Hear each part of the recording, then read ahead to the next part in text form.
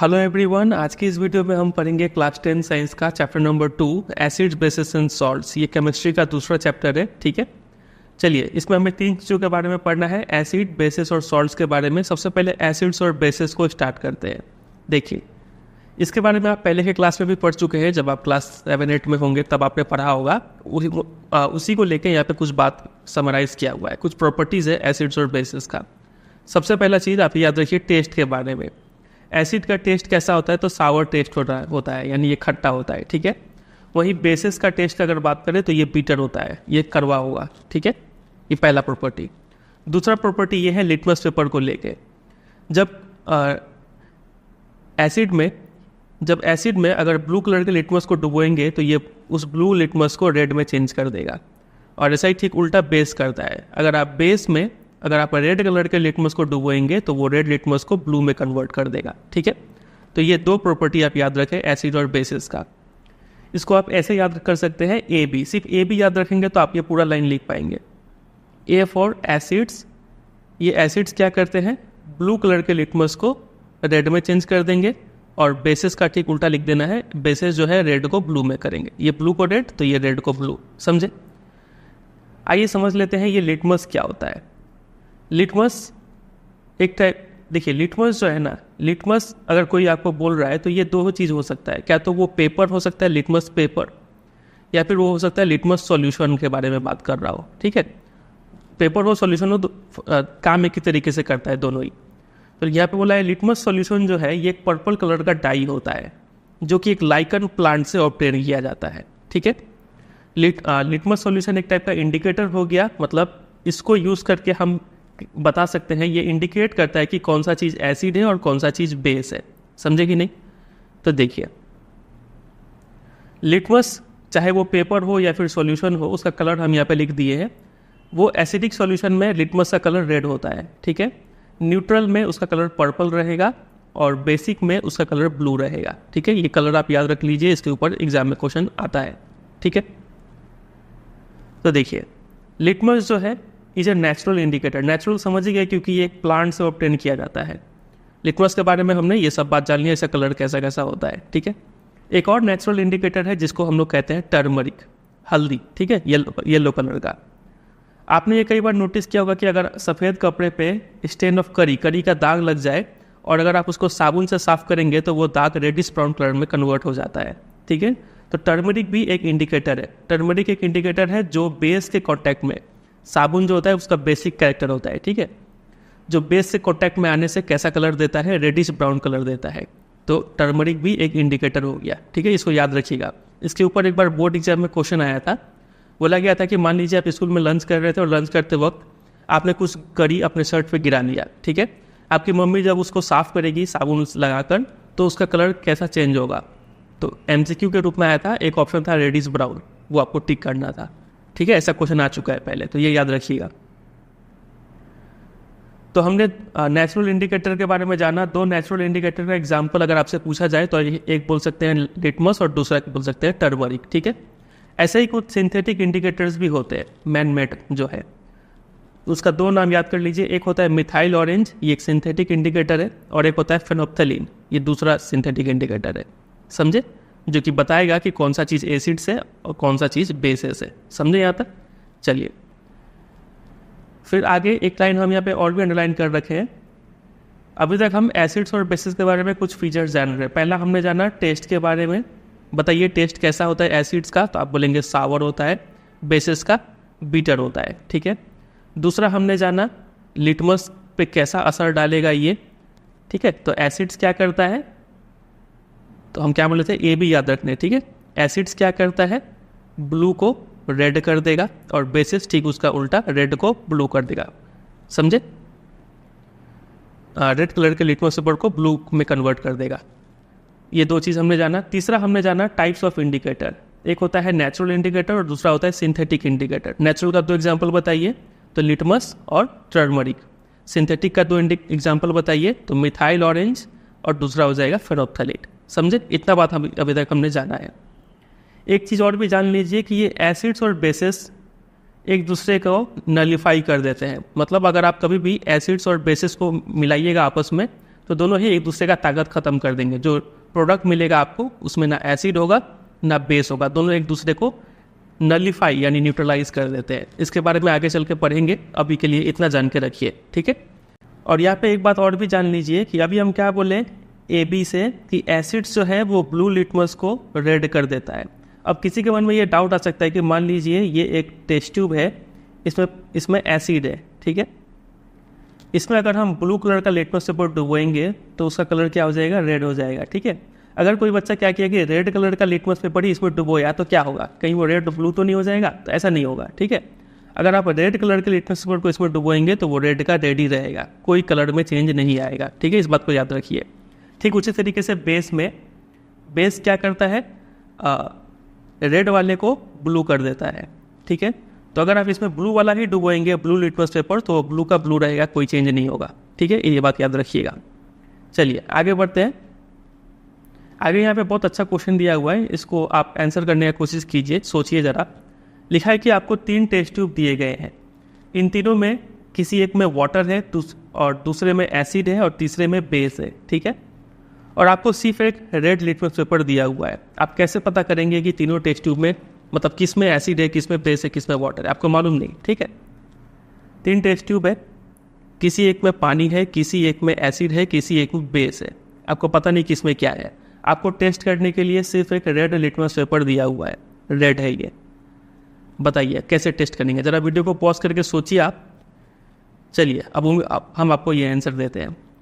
आपको क्या करना है, ये रेड लिटमस पेपर को इसमें डुबो देना है, फॉर एग्जांपल ए में, ठीक है। एक तो है वाटर, दूसरा है एसिड और तीसरा है बेस। ये रेड लिटमस पेपर से हम तो कन्फर्मली किसको टेस्ट कर पाएंगे, बेस को टेस्ट कर पाएंगे, क्योंकि बेस क्या करेगा, रेड को ब्लू में कन्वर्ट कर देगा। तो तीनों में से जो भी रेड को ब्लू में कन्वर्ट कर दे उसको हम बोल सकते हैं वो क्या था, बेस था, ठीक है। तो ये रेड लिटमस पेपर है हमारे पास। क्या कीजिए, आप इसमें से एक ड्रॉप सॉल्यूशन उठाइए और इसमें डालिए। देखिए वो रेड का रेड ही रहा, अगर रेड का रेड रहा तो क्या तो वो वाटर होगा, नहीं तो एसिड होगा, है कि नहीं। और अगर वो एक ड्रॉप डालने के बाद अगर वो रेड से ब्लू हो गया तो कंफर्म बोल सकते हैं कि वो बेस था, ठीक है। मान लीजिए ये करने के बाद पता चल गया कि ये बेस था, ठीक है। अब पता करना है ये दोनों को, दो टेस्ट ट्यूब बचा हुआ है, ये दोनों में से कौन एसिड है और कौन वाटर है। आप हाथ लगा नहीं सकते क्योंकि एसिड है, उसमें हाथ आपका जल जाएगा, ठीक है। सिर्फ इसी से टेस्ट करना है, रेड लिटमस पेपर से। तो देखिए अब क्या करना पड़ेगा आपको कि अभी आपको जो लिटमस पेपर मिला है, ये जो बेस आपने इसमें डाला होगा वो रेड से क्या हो गया होगा, ब्लू हो गया होगा, है कि नहीं। तो अब आपके पास क्या है, एक ब्लू लिटमस पेपर भी है। अब इस ब्लू पे क्या कीजिए, इसमें से एक ड्रॉप उठा के डालिए। अगर ये वाटर होगा तो कोई चेंज नहीं होगा, और अगर ये एसिड होगा तो ये ब्लू वाला फिर से क्या हो जाएगा, रेड में चेंज हो जाएगा, समझे कि नहीं।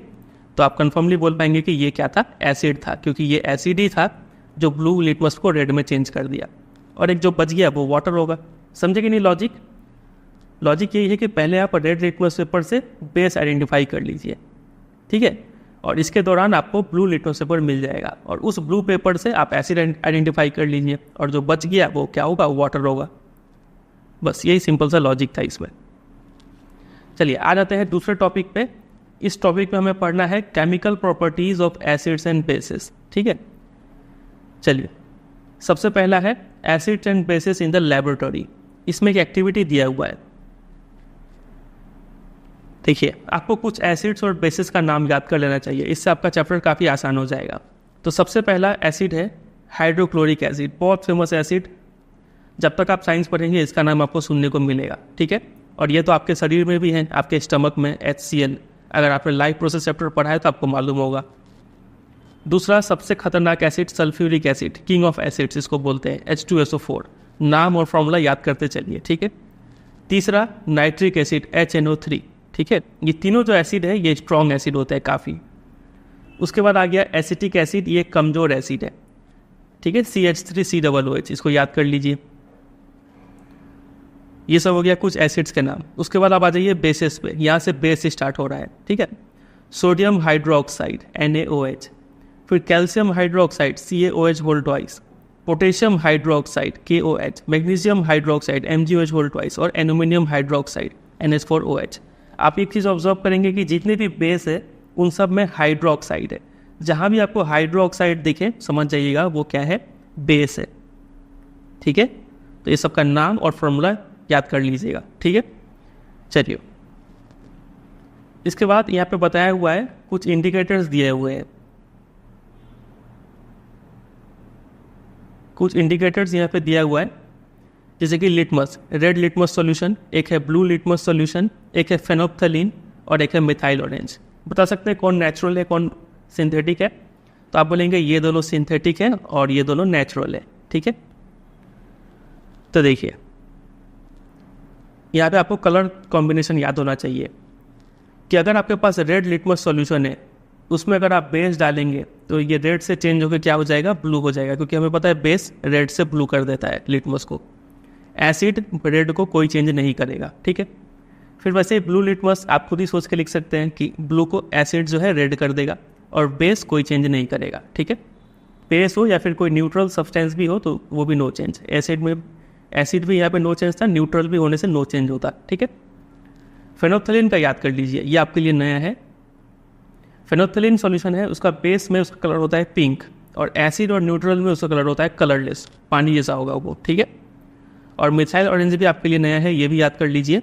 एसिड में इसका कलर होता है रेड और बेस में इसका कलर होता है येलो। इस टेबल से क्वेश्चन बनता है एमसीक्यू के रूप में। आपको क्या करेंगे एग्जाम में, ये सही टेबल दे देंगे, यहाँ पे red blue phenolphthalein methyl orange लिख देंगे और यहाँ पे कोई substance A B C D ऐसा दे देंगे। ठीक है, और यहाँ पे लिखेंगे इसका यहाँ पे नो चेंज, फिर यहाँ पे कुछ ऐसा कलर दे देंगे, यहाँ पे पिंक लिख देंगे। ठीक है, यहाँ पे लिखेंगे नो चेंज, कहीं पे खाली छोड़ देंगे।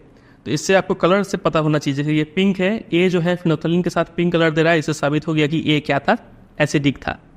समझे, ऐसे करके आपको आइडेंटिफाई करने वाला क्वेश्चन बनता है यहाँ से। तो ये जो कलर कॉम्बिनेशन है ये आपको अच्छे से याद होना चाहिए। ठीक है, आगे मूव कर जाते हैं।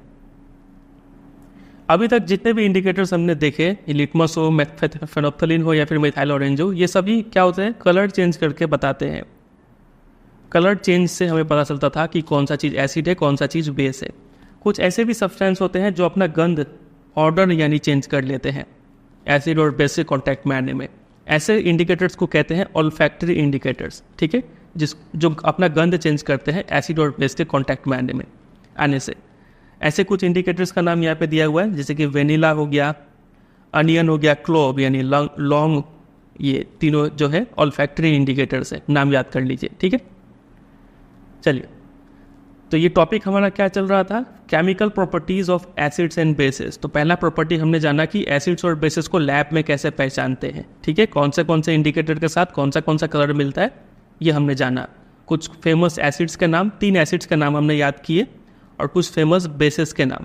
अच्छा, 4 एसिड्स हैं और कुछ बेसिस के नाम, ये हमने याद किया। ठीक है, बेसिस में हमने जाना कि हाइड्रोक्साइड जहाँ भी होगा वो क्या होगा, बेस होगा। चलिए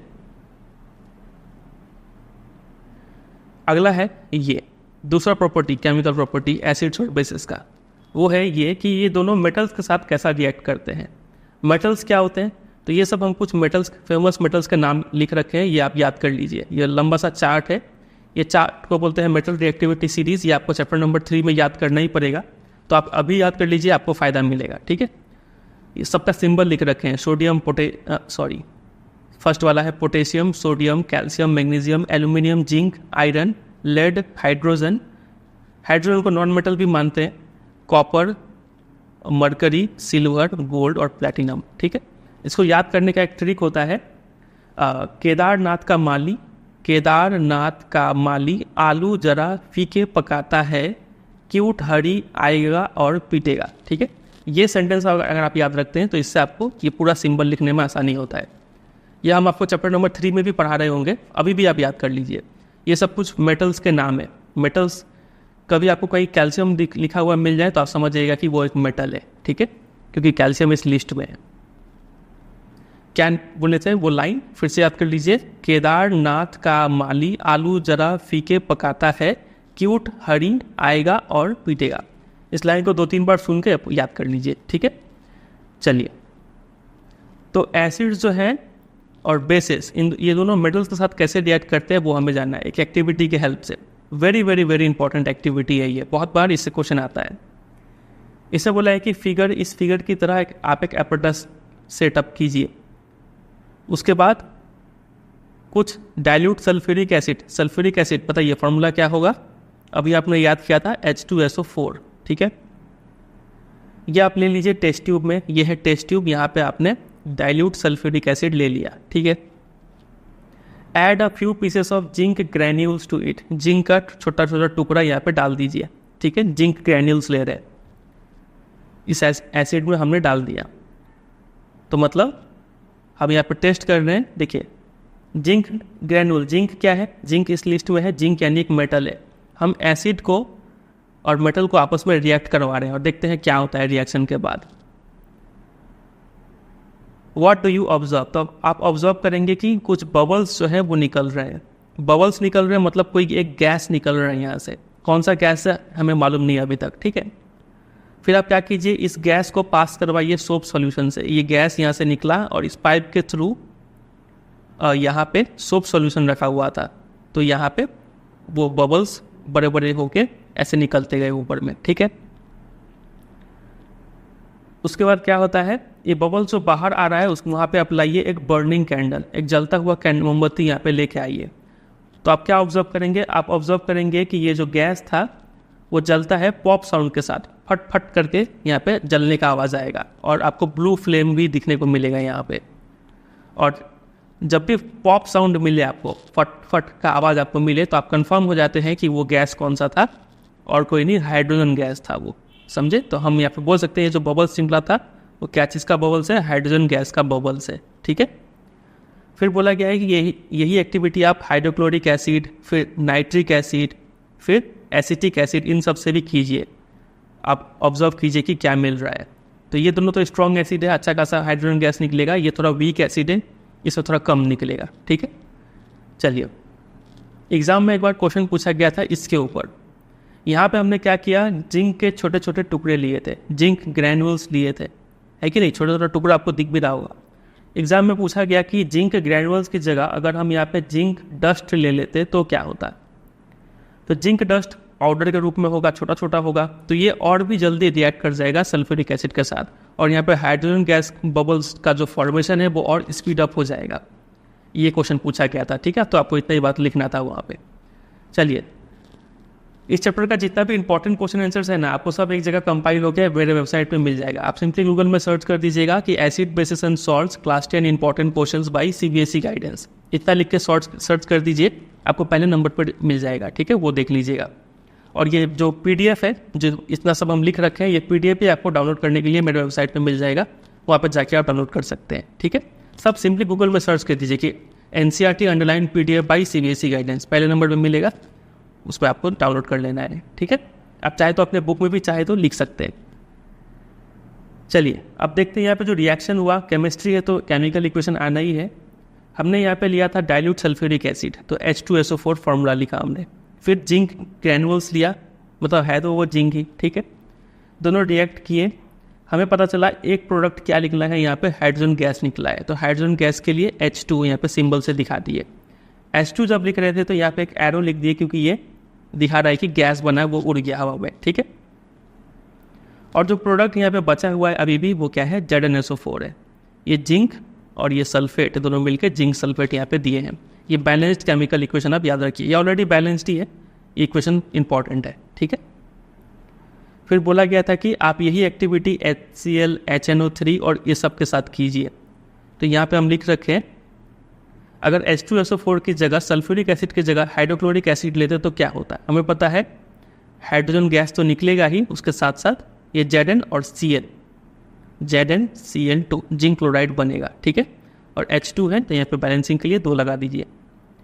यहाँ पे बताइए क्या होगा, तो प्लस H2 लिखेंगे ही आप, और यहाँ पे Zn और NO3, H2 है तो यहाँ पे 2 लगाइए, NO3 ट्वाइस होगा, ठीक है। फिर यहाँ पे बताइए H2 तो होगा ही, और Zn और क्या होगा, CH3COO, ये वाला जो H था वो इधर आया, ठीक है, इतना, और इसको 2 करना है, इसको 2 करना है, ठीक है। इस तरीके से ये बैलेंस्ड केमिकल हो जाएगा। केमिकल इक्वेशन हो जाएगा। तो इस सभी इक्वेशन में आपको कुछ नोट करने के लिए कहा गया है। यहाँ पे नोट कीजिए कि जो मेटल है वो क्या कर रहा है, डिस्प्लेस कर रहा है हाइड्रोजन को फ्रॉम एसिड। यहाँ पे जिंक था, वो हाइड्रोजन को बोल रहा है हटो, और सल्फेट को लेके यहाँ पे है, ठीक है। हाइड्रोजन को डिस्प्लेस किया जा रहा है चारों ही केस में। तो इससे हम लोग एक जनरल चीज़ पता चल रही है कि आप कोई भी एसिड को अगर आप मेटल के साथ रिएक्ट करवाते हैं तो आपको हाइड्रोजन गैस तो मिलता ही मिलता है, और साथ में एक तीसरा हीरो का एंट्री हो रहा है, यहाँ पे सॉल्ट भी मिलता है आपको, ठीक है। चैप्टर का नाम याद ही है, acid bases and salts. Salt भी अब यहाँ पे एंटर कर रहा है, ठीक है। चलिए, ये हो गया। एक और एक्टिविटी है, इसमें बोला गया है कि आप यही रिएक्शन क्या कीजिए, इस बार तो आपने एसिड लिया था ना, लेकिन हम तो सिर्फ एसिड नहीं पढ़ रहे हैं, हम तो क्या भी पढ़ रहे हैं, बेसिस भी पढ़ रहे हैं। अब बेस का मेटल के साथ रिएक्शन करवाते हैं तो क्या होगा, बेस वही जिसमें क्या हो, हाइड्रोक्साइड हो। बहुत ही फेमस एक बेस है सोडियम हाइड्रोक्साइड, NaOH। इसका नाम तो आपको याद होना ही चाहिए। कोई भी जीवन में आपसे कोई बेस पूछे तो सोडियम हाइड्रोक्साइड बोलना है, ठीक है। तो ये रहा, हमने लिया यहाँ पे जिंक है और इधर ले रहे हैं सोडियम हाइड्रोक्साइड। ये दोनों जब रिएक्शन करेंगे तो क्या होगा, तो इसमें भी ठीक उस एसिड की तरह ही हाइड्रोजन गैस तो मिलता ही है और एक सॉल्ट मिलता है। कौन सा सॉल्ट, एसिड के केस में सॉल्ट बनाना इजी था, इसमें थोड़ा झंझट वाला सॉल्ट मिलता है, Na2 और ZnO2, sodium zincate, Na2 ZnO2। तो ये बहुत इंपॉर्टेंट है, ये आया था CBSE 2018 में आया था ये बोर्ड एग्जाम में। सबको लगा था कि ये छोटा सा इक्वेशन है, क्या ही आएगा बोर्ड एग्जाम में, लेकिन CBSE ने यही पूछ लिया कि जब बेस मेटल के साथ रिएक्ट करता है तो क्या होता है, तो सोडियम जिंकेट ये बनता है, हाइड्रोजन गैस निकलता है। याद रखेंगे ये इक्वेशन। चलिए, और बैलेंस करने के लिए यहाँ पे 2 लगा देंगे, ठीक है।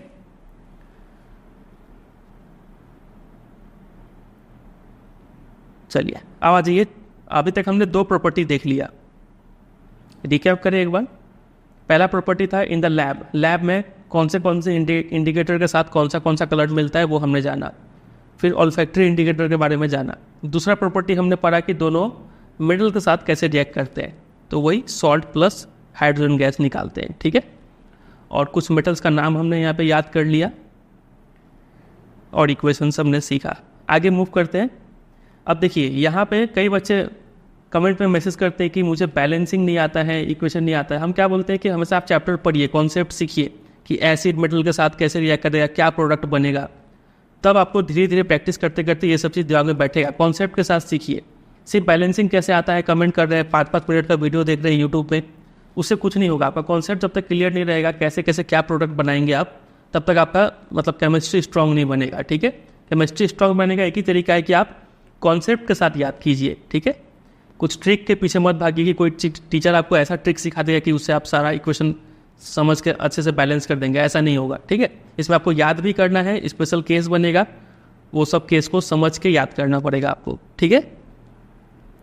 चलिए, तीसरा प्रॉपर्टी पे आ जाते हैं। तीसरा प्रॉपर्टी है कि मेटल कार्बोनेट्स और मेटल हाइड्रोजन कार्बोनेट्स ये दोनों कैसे एसिड के साथ रिएक्ट करते हैं, वो चीज़ हमें यहाँ पे देखना है।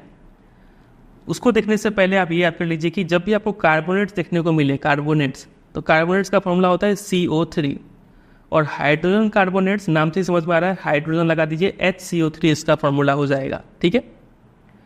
और एक चीज़ ये भी याद रखिए कि हाइड्रोजन कार्बोनेट को हम लोग बाई कार्बोनेट भी कहते हैं, बाई कार्बोनेट, ये चीज़ आप याद रखिएगा। चलिए, यहाँ पे एक एक्टिविटी दिया हुआ है, अच्छा एक्टिविटी है ये। बोला है कि 2 टेस्ट ट्यूब ले लीजिए A और B, और टेक अबाउट आधा ग्राम सोडियम कार्बोनेट। जैसा कि आपको बता दिए, कार्बोनेट है तो CO3 होगा ही, और सोडियम कार्बोनेट है तो Na2CO3, ठीक है। टेस्ट ट्यूब A में सोडियम कार्बोनेट लीजिए और टेस्ट ट्यूब B में सोडियम हाइड्रोजन कार्बोनेट आप लीजिए। हाइड्रोजन कार्बोनेट का फॉर्मूला याद ही करवा दिए, HCO3, और सोडियम है तो Na लगा दीजिए, ठीक है। अब आप बोलेंगे यहाँ पे 2 था, यहाँ पे 2 नहीं है, तो यही सब चीज़ आपको याद करना पड़ेगा, ठीक है। तो दोनों टेस्ट ट्यूब में हमने ले लिया। फिर अब क्या कीजिए, HCl, डाइल्यूट HCl दोनों में ऐड कर दीजिए। क्या ऑब्जर्व करेंगे, तो आप ऑब्जर्व करेंगे कि इफर्विसेंस आप ऑब्जर्व करेंगे। इफर्विसेंस मतलब वहाँ पे आपको बहुत तेज़ी से बबल्स फॉर्म होता हुआ दिखेगा, ठीक है। और बबल्स हैं, मतलब आपको बता दिए कि थे कि बबल्स हैं, मतलब वहाँ पे कोई एक क्या निकल रहा होगा, गैस निकल रहा होगा। बोला गया कि उस गैस को आप पास कराइए लाइम वाटर के साथ और ऑब्जर्व कीजिए क्या देखने को मिलता है। तो देखिए, ये था test tube A. Test tube A में हमने लिया सोडियम कार्बोनेट, उसमें ऐड किया HCl, ठीक है। तो हम बता दिए कि आपको वहाँ पे इफर्विसेंस यानी बहुत तेज़ी से बबल्स फॉर्म होता हुआ दिखेगा। तो वहाँ पे जो गैस निकला था वो क्या था, कार्बन डाइऑक्साइड गैस था, ठीक है। और दो प्रोडक्ट बनेगा, NaCl जो कि एक सॉल्ट है और वाटर H2O, ठीक है। टेस्ट ट्यूब बी का भी उसे ही समझ लीजिए, सोडियम हाइड्रोजन कार्बोनेट आप लिए थे, हाइड्रोक्लोरिक एसिड उसमें ऐड कर दिए तो एक सॉल्ट, वाटर, और इसमें भी आपको इफर्विसेंस देखने को मिलेगा, कार्बन डाइऑक्साइड गैस निकलेगा यहाँ पे। और दो टर्म याद रखिए, एक है ब्रिस्क इफर्विसेंस, एक है स्लो इफर्विसेंस। ब्रिस्क मतलब थोड़ा तेज़ी से, हाई एनर्जी के साथ आपको इफर्विसेंस देखने को मिलेगा। क्यों? क्योंकि यहाँ पे जो सोडियम कार्बोनेट है ये एक स्ट्रॉन्ग बेस है, ठीक है, उसलिए यहाँ पे बहुत तेज़ी से कार्बन डाइऑक्साइड गैस निकलेगा। और ये सोडियम हाइड्रोजन कार्बोनेट ये थोड़ा वीक बेस है, इसलिए स्लो इफर्विसेंस यहाँ पे दिखता है। अब ये कंफर्म कैसे हुए कि ये गैस कार्बन डाइऑक्साइड गैस था, है कि नहीं? तो यहाँ पे बोला गया था कि आप इस गैस को लाइम वाटर से पास कीजिए। तो होता क्या है कि जब भी ये कार्बन डाइऑक्साइड गैस को हम लाइम वाटर से पास करते हैं ना, तो ये लाइम वाटर जो है दूध जैसा हो जाता है, मिल्की हो जाता है। Lime water turns milky. तो मिल्की अगर हो रहा है लाइम वाटर, मतलब हम समझ जाते हैं कि वो गैस और कोई नहीं बल्कि कार्बन डाइऑक्साइड गैस था, ठीक है। देखिए ये रहा, on passing the carbon dioxide gas through lime water, ये देखने को मिलेगा। लाइम वाटर का फॉर्मूला चैप्टर नंबर 1 में हमने याद किया, CaOH whole twice plus carbon dioxide gas यहाँ पे डाल रहे हैं तो मिलेगा CaCO3। ये हमने चैप्टर नंबर 1 में भी पढ़ लिया है, ये इक्वेशन फिर से यहाँ पे आ रहा है। कैल्शियम कार्बोनेट जो कि वही ये जो मिल्की कलर है, दूध जैसा कलर, वो इसी की वजह से होता है, प्लस H2O, ठीक है। और इसमें एक चीज़ और भी याद कीजिए कि ये जो दोनों प्रोडक्ट मिला, इसमें आप और अगर कार्बन डाइऑक्साइड गैस पास करेंगे ना, on passing excess carbon dioxide gas, तो क्या होगा, ये तीनों अब आपस में रिएक्ट करेंगे। तीनों आपस में रिएक्ट करके क्या बन जाएंगे, CaHCO3, जो कि सॉल्यूबल होता है वाटर में। ये सॉल्यूबल नहीं था, इसलिए पानी वहाँ पे जो कलर हो गया था वो मिल्की हो गया था। लेकिन ये जो है सॉल्यूबल है, पूरा पूरी घुल गया, कुछ दिखेगा ही नहीं आपको, कलरलेस दिखेगा, ठीक है। मतलब ये मिल्कीनेस जो है अब डिसअपियर हो जाएगा, मिल्कीनेस डिसअपियर हो जाएगा, ठीक है, ये याद रखिएगा।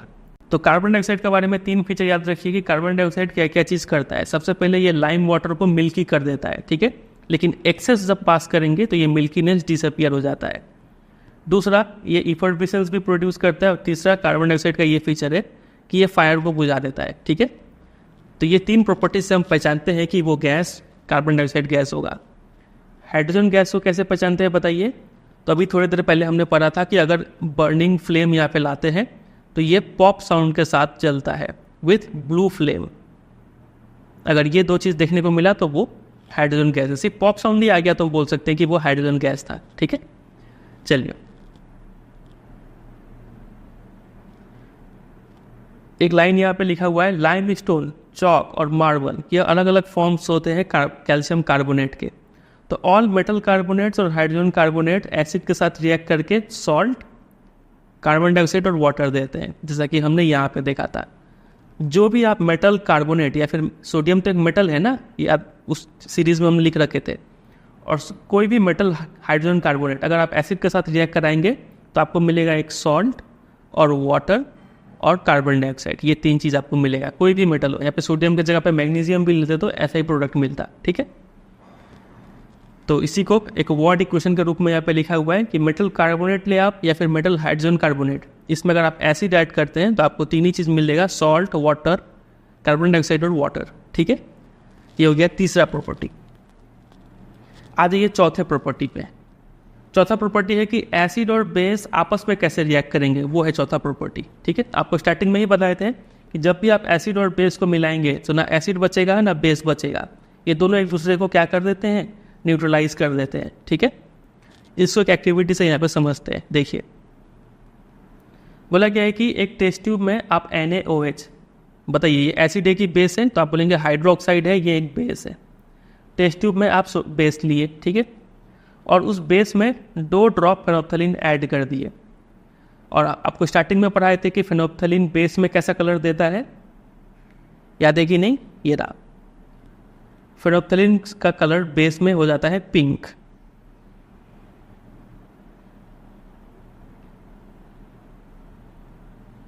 ये देखिए, तो उस टेस्ट ट्यूब में हमने बेस लिया हुआ था NaOH और उसमें फेनोल्फथलीन ऐड कर दिया। अब क्या हो गया सॉल्यूशन का कलर? तो पिंक हो गया कलर, ठीक है। वो बेसिक सॉल्यूशन है। उसमें मतलब आपके पास एक टेस्ट ट्यूब है, इसमें क्या है? बेस है। हमने कलर इसका चेंज कर दिया और पिंक कलर का बेस है आपके पास, ठीक है। अब HCl सॉल्यूशन, ऊपर से HCl एसिड डालना शुरू कीजिए। हमें तो एसिड और बेस को ही रिएक्ट करवाना है ना, तो बेस है और ऊपर से हम एसिड डाल रहे हैं। Is there any change in colour for the reaction mixture? जैसे जैसे आप एसिड डालते जाएंगे ना, ड्रॉप बाय ड्रॉप, बूंद बूंद करके एसिड डाल रहे हैं आप, तो धीरे धीरे इसका पिंक कलर जो है वो फेड होना चालू हो जाएगा और एक पॉइंट ऐसा आएगा ये अचानक से पिंक से क्या हो जाएगा? कलरलेस, पानी जैसा दिखने लगेगा फिर से, ठीक है। तो वही हुआ है कि एसिड और बेस आपस में रिएक्ट करके दोनों एक दूसरे का पावर खत्म कर दिए। इसका कलर पिंक हट गया, मतलब अब ये बेसिक नहीं रहा है कि नहीं, बेस नहीं रहा। अब क्या कीजिए, जब इसका कलर जब कलरलेस हो गया, पानी जैसा हो गया, अब आप एसिड डालना बंद कीजिए। अब आप दोबारा से इसमें क्या कीजिए? बेस डालना शुरू कीजिए NaOH। आप देखेंगे कि वापस से वो पिंक कलर रीअपियर हो जा रहा है, मतलब वो सॉल्यूशन अब बेसिक हो गया, ठीक है। तो इसे यही चीज़ देखने को मिल रहा है कि NaOH और HCl जब आपस में रिएक्ट करते हैं तो बनता है Na और Cl, ये एक साथ रह गए, और ये OH और H ये दोनों मिलके H2O देते हैं, वाटर। मतलब the reaction between acid and base to give salt and water, इसे रिएक्शन को बोलते हैं न्यूट्रलाइजेशन रिएक्शन, ठीक है। इसको याद कर लीजिए। और ये एक्टिविटी से ये समझ में आया कि एक तो पहले यहाँ पे बेस था, ऊपर से हमने एसिड डालना शुरू किया, तो धीरे धीरे इसका पिंक कलर खत्म होता चला गया, मतलब ये बेस का पावर खत्म होता चला गया, है कि नहीं। फिर वापस से जब ये पूरा कलरलेस हो गया, तो जब हम वापस से इसमें जब बेस डालें तो फिर से इसका बेसिक पावर आ गया और फिर से ये पिंक कलर रीअपियर हो गया, ठीक है। इतना ही चीज़ जानने को मिल रहा है और कुछ नहीं है यहाँ पे काम का बात। एग्जाम में आपसे क्वेश्चन आता है, आपसे पूछते हैं इसका डेफिनेशन और एक एग्जाम्पल, ये याद रखिएगा, ठीक है। चलिए और एक एग्जाम्पल पूछ सकते हैं आपसे, बोलेंगे गिव 2 एग्जाम्पल्स। एक एग्जाम्पल तो ये देंगे आप, दूसरा एग्जाम्पल क्या देंगे? बताइए कोई एक बेस का नाम, कोई सा भी बेस ले लेते हैं, for example MgOH whole twice, magnesium hydroxide, ठीक है, या फिर पोटेशियम हाइड्रोक्साइड, ये भी ले सकते थे, प्लस एसिड यही ले सकते हैं या फिर अलग भी ले सकते हैं। चलिए H2SO4 ले लेते हैं, और यहाँ पे भी H2SO4। तो एक तो हमें वाटर मिलेगा ही मिलेगा, एक तो हमें वाटर मिलेगा ही मिलेगा। सॉल्ट बनाना है, क्या होगा सॉल्ट? तो K और SO4, तो यहाँ पे हो जाएगा K2SO4। और यहाँ पे सॉल्ट बनाना है मैग्नीशियम सल्फेट, तो MgSO4, ठीक है। और इसको बैलेंसिंग भी करना है, तो यहाँ पे 2 हाइड्रोजन H2H2, तो 2 H2 है, 2 लगा दीजिए, बैलेंस हो गया ये। और नीचे वाले को बैलेंस करना है, तो K2 दिख रहा है, तो यहाँ पर 2 लगाइए, और हाइड्रोजन फिर से 2 और 2, तो यहाँ पे 2 हो जाएगा, ठीक है, 4। इस तरीके से बैलेंस हो जाएगा। चलिए अगला है reaction of metallic oxides with acids.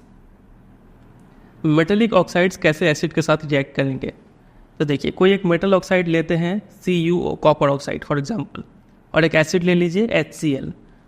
तो यहाँ पे बोला जा रहा है वो एक सॉल्ट और वाटर फॉर्म करवाता है। तो यहाँ पे आपको मिलेगा CuCl2, एक सॉल्ट है, और वाटर H2O। तो यहाँ पे आप देख रहे हैं कि ये एक एसिड है और सॉल्ट और वाटर दे रहा है। कुछ याद आ रहा है आपको? हमने अभी ऊपर पढ़ा था कि क्या पढ़ा था, हमने ये इक्वेशन पढ़ा था न्यूट्रलाइजेशन रिएक्शन की, एसिड में क्या ऐड करने से सॉल्ट और वाटर मिलता है, तो आप बोलेंगे बेस। यहाँ पे भी तो हम एसिड में कुछ ऐड कर रहे हैं तो सॉल्ट और वाटर मिल रहा है, मतलब जो ऐड कर रहे हैं ना उसका प्रॉपर्टी जो है वो बेस की तरह काम कर रहा है, वो बेसिक है। तो बोल सकते हैं ये तो एक मेटल ऑक्साइड था, ये मेटल ऑक्साइड जो है वो बेसिक होते हैं। ये चीज़ यहाँ पे कंक्लूड कर सकते हैं। तो यहाँ पे लिखा है कि metal oxides are said to be basic oxides, very important, इसको याद रखिएगा ये बात।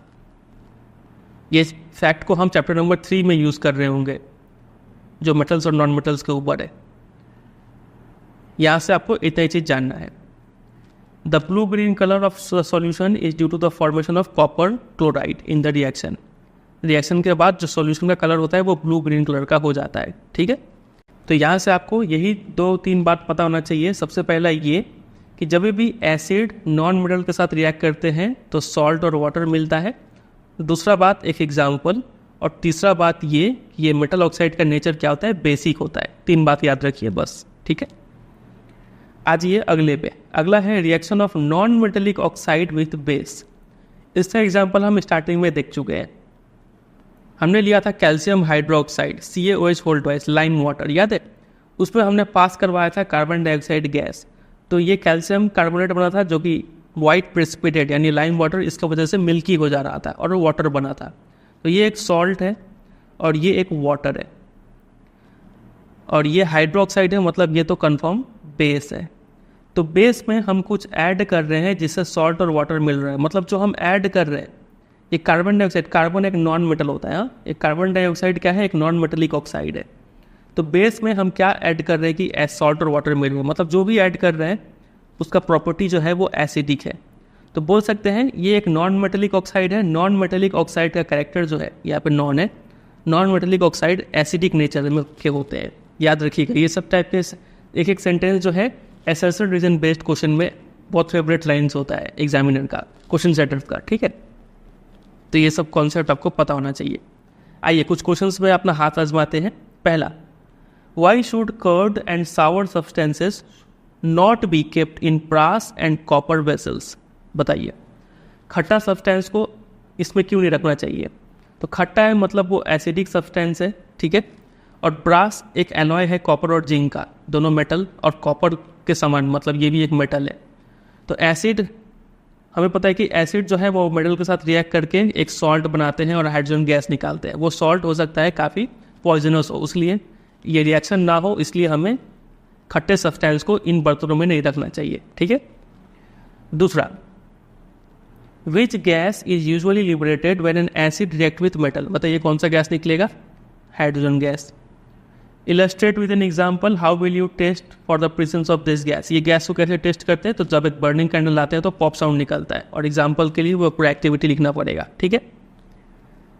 या फिर आप इक्वेशन भी लिख सकते हैं कि जब हाइड्रोक्लोरिक क्या था, कौन सा एसिड था, सल्फ्यूरिक एसिड, जब जिंक ग्रैन्युल से ट्रीट कर रहे थे तो ऐसा सॉल्ट और हाइड्रोजन गैस निकला था, वो बात लिखना है। क्वेश्चन नंबर 3 बहुत ही अच्छे लेवल का क्वेश्चन है ये। इसे बोला है कि एक मेटल कंपाउंड है ए, मेटल कंपाउंड, ठीक है, मेटल। तो ए कोई कंपाउंड है, ठीक है, plus reacts with dilute hydrochloric acid, HCl के साथ रिएक्ट करता है टू प्रोड्यूस इफर्बिसेंस। और रिएक्शन के बाद देखने को मिलता है इफर्बिसेंस, बहुत तेज़ी से बबल्स हो रहे हैं। इफर्बिसेंस है मतलब पक्का यहाँ पे कहीं ना कहीं CO2 गैस मिलेगा हमें, ठीक है। The gas evolve extinguishes a burning candle. ये गैस जो है जलता हुआ मोमबत्ती को बुझा देता है, फायर एक्सटिंग्विशिंग कैपेबिलिटी है इसमें, मतलब आप कंफर्म हो गए कि ये CO2 ही था, ठीक है। Right a balanced chemical equation for the reaction if one of the compound formed is calcium chloride. एक कंपाउंड यहाँ पे कैल्शियम क्लोराइड बना है, प्लस अब देखिए यहाँ पे ये पता चल रहा है ये कार्बन डाइऑक्साइड है, तो पक्का यहाँ पे कोई मेटल कार्बोनेट ही होगा, और मेटल पता चल रहा है कैल्शियम है, तो CaCO3 है होगा ये। ए जो था CaCO3 है, ठीक है। सॉल्ट बनता है, कार्बन डाइऑक्साइड बनता है, प्लस वाटर भी बनता है, H2O भी ऐड कर दीजिए, यहाँ पे भी H2O, ठीक है। अब इसको करना है बैलेंसिंग। तो बैलेंसिंग कैसे करें, देखिए बैलेंसिंग, ये पूरी बैलेंसिंग है, सिर्फ H2 यहाँ पे दिख रहा है, तो आप यहाँ पे पहले 2 लगाइए। तो क्लोरीन 2 हो गया, chlorine 2 already balanced, carbon 1, oxygen 3 है, 2 और 1 3, ऑलरेडी बैलेंस्ड है ये, ठीक है। नेक्स्ट टॉपिक है कि सभी एसिड्स और सभी बेसिस में क्या चीज़ सेम होता है। ऐसा क्या चीज़ है जो सभी एसिड्स को एसिड बनाता है और सभी बेसिस को बेस। उसके लिए एक एक्टिविटी यहाँ पे दिया हुआ है, एक्टिविटी 2.8। इसमें बोला गया है कि आप ग्लूकोज लीजिए, मतलब ग्लूकोज का सॉल्यूशन लीजिए, अल्कोहल लीजिए, हाइड्रोक्लोरिक एसिड लीजिए और सल्फ्यूरिक एसिड लीजिए, और ऐसे बीकर में डाल के ऐसा सेटअप करके एक कॉर्क या फिर 2 नेल्स गाड़ के और फिर तार से कनेक्ट करके एक स्विच, एक बल्ब लगा के, एक 6 वोल्ट का बैटरी लगा के करंट पास करवाइए और देखिए कि किस में बल्ब जलता है। तो आप पाएंगे कि एसिड के केस में हाइड्रोक्लोरिक एसिड और सल्फ्यूरिक एसिड जो था उस केस में बल्ब जल जा रहा है, लेकिन ग्लूकोज और अल्कोहल के केस में बल्ब नहीं जल रहा है। तो ऐसा इसलिए है क्योंकि देखिए ये है एक सॉल्यूशन, और किसी भी सॉल्यूशन में करंट पास करने के लिए, इलेक्ट्रिसिटी पास करने के लिए बहुत ज़रूरी है कि उसमें क्या हो, आयन्स हो। ठीक है, इन दोनों के केस में बल्ब नहीं जला मतलब इलेक्ट्रिसिटी पास नहीं किया, मतलब इन दोनों में आयन्स का फॉर्मेशन नहीं होता है, बल्कि जो एसिड था हाइड्रोक्लोरिक एसिड और सल्फ्यूरिक एसिड, इसमें आयन्स का फॉर्मेशन होता है, इसलिए यहाँ से करंट पास किया। एग्जाम में क्वेश्चन बनता है, ठीक है, कि क्यों इससे करंट पास करता है, क्योंकि हाइड्रोक्लोरिक एसिड में क्या होता है, आयन्स का फॉर्मेशन होता है, इसलिए करंट पास करता है। ठीक है, आयन्स 2 टाइप के होते हैं, एक होते हैं कैटायंस जो कि होते हैं पॉजिटिवली चार्ज्ड, और एक होते हैं एनायंस जो कि होते हैं नेगेटिवली चार्ज्ड। ठीक है, इसके बारे में यहाँ पे लिखा हुआ है, ये रहा। The electric current is carried through the acidic solution bye ions. कोई भी सॉल्यूशन हो उसमें आयन्स के थ्रू ही इलेक्ट्रिक करंट जाता है। एसिड में H+ आयन होता है एज ए कैटायन, और एसिड में एनायन भी होता है जो कि Cl-, जैसे कि HCl है, ये जब ब्रेक होगा ना तो एक होगा H+ और एक होगा Cl-, तो ये हो गया कैटायन और ये हो गया एनायन, ये दोनों प्रेजेंट था। वही अगर एसिड HNO3 है, अगर एसिड HNO3, तो उसमें कैटायन एनायन क्या होगा, एक तो H+ होगा ही और प्लस NO3, ये हो गया एनायन NO3-। अगर एसिड H2SO4 है तो H+ तो होगा ही होगा कैटायन, और एसिड होगा SO4-। ठीक है, ये हो गया एनायन। उसी तरीके से अगर एसिड CH3COOH है, यही 4 एसिड का नाम याद करवाए थे स्टार्टिंग में, तो ये हो गया H+, ये वाला कैटायन, और CH3COO-, ये हो गया एनायन। ठीक है, वही पूरा बात यहाँ पे लिखा हुआ है। तो सभी एसिड्स में क्या सेम है, हम देख रहे हैं कि सभी एसिड्स में H+ आयन जो है वो सेम है। ठीक है, तो ये देखिए, this suggest that acids produce hydrogen ions in solution which are responsible for acidic property. तो एक जवाब मिल गया हमें कि ऊपर जो क्वेश्चन पूछा गया था, what do all acids have in common, तो सभी एसिड में H+ आयन देखने को मिलता है। ठीक है, उसी तरीके से क्या आप बता सकते हैं कि हर बेसिस में क्या मिलेगा, तो आपको स्टार्टिंग में याद करवाए थे NaOH, ये एक फेमस बेस है, ये जब टूटता है सॉल्यूशन में तो Na+ + OH-, और सभी बेस में हाइड्रोक्साइड होता है, मतलब सभी बेस में ये आयन मिल रहा होगा, तो सभी बेस में OH- आयन देखने को मिलता है, ये बात याद रखिएगा। ठीक है, चलिए, यही बात यहाँ पे बोला गया था, खुद से पता कीजिए, अब आपको बता दिए। अब अगला इसी में सब टॉपिक है कि what happens to an acid और a base in water solution. जब एसिड और बेस को पानी में मिलाएंगे तो क्या होगा, देखिए एक एक्टिविटी से समझेंगे, ये एक्टिविटी बहुत इंपॉर्टेंट है, इसको थोड़ा ध्यान से समझिएगा।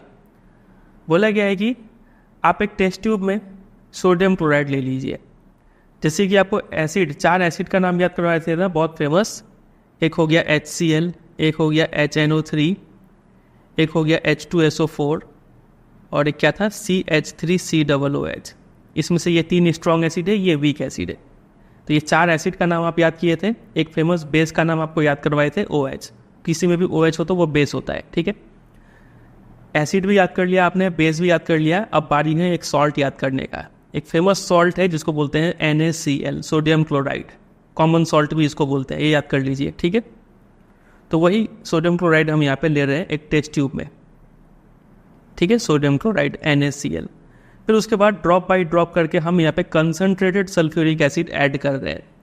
आप ये भी टर्म बहुत बार सुने होंगे, कंसनट्रेटेड का शॉर्ट फॉर्म CONC। ठीक है, कंसनट्रेटेड सल्फ्यूरिक एसिड सुने होंगे, और कई बार डाइल्यूट DIL सल्फ्यूरिक एसिड भी सुने होंगे। दोनों का मीनिंग क्या है, इसे याद कर लीजिए इसको कि कंसनट्रेटेड है मतलब उसमें पानी नहीं मिलाया हुआ है, वो काफ़ी गाढ़ा स्ट्रॉन्ग सल्फ्यूरिक एसिड है। ठीक है, पावरफुल है। और डाइल्यूट है मतलब उसको थोड़ा ढीला किया हुआ है पानी मिला के, ये थोड़ा कम पावरफुल होगा डाइल्यूट वाला। ठीक है, तो आप यहाँ पे कंसनट्रेटेड सल्फ्यूरिक एसिड ऐड कर रहे हैं NaCl में, तो आप देखेंगे यहाँ पे आप क्या ऑब्जर्व कर रहे हैं कि बबल्स फॉर्म हो रहे हैं। बबल्स फॉर्म हो रहा है मतलब कोई ना कोई एक गैस निकल रहा होगा, तो व्हाट डू यू ऑब्जर्व, हम ऑब्जर्व करते हैं कि अ कलरलेस गैस इवॉल्व्स, यहाँ से एक कलरलेस गैस निकल रहा है, ठीक है। आगे इस एक्टिविटी में बोला गया कि आप इस गैस को टेस्ट कीजिए। कैसे टेस्ट करना है? दो चीज़ से। पहला बार आप ड्राई ब्लू लिटमस पेपर लीजिए और दूसरा बार आप वेट ब्लू लिटमस पेपर लीजिए, ठीक है। एक बार सूखा पेपर लेना है, सूखा ब्लू लिटमस पेपर, और एक बार भीगा हुआ ब्लू लिटमस पेपर लेना है, ठीक है। और देखिए कि किस केस में कलर चेंज हो रहा है। तो आप पाएंगे कि सूखा वाला लिटमस पेपर का कलर चेंज नहीं हो रहा है, जबकि जो भीगा वाला लिटमस पेपर का सोल्यूशन था ब्लू से वो रेड में चेंज हो गया, ठीक है। देखिए ये रिएक्शन हुआ कैसे था। NaCl है, H2SO4 है, एक यहाँ पे सॉल्ट मिला Na2SO4 और प्लस हाइड्रोक्लोरिक गैस, ठीक है। ये जो गैस निकल रहा था वो और कुछ नहीं HCl गैस था, ठीक है। लेकिन जब इसी HCl गैस को सूखे पेपर से पास कराया गया तो उस पर कोई रिएक्शन ही नहीं हुआ, मतलब ये इसका पावर ही नहीं देखने को मिला। लेकिन यही गैस को जब भीगे हुए लिटमस पेपर से टेस्ट कराया गया तो वो उसका कलर ब्लू से रेड में चेंज कर दिया, है कि नहीं।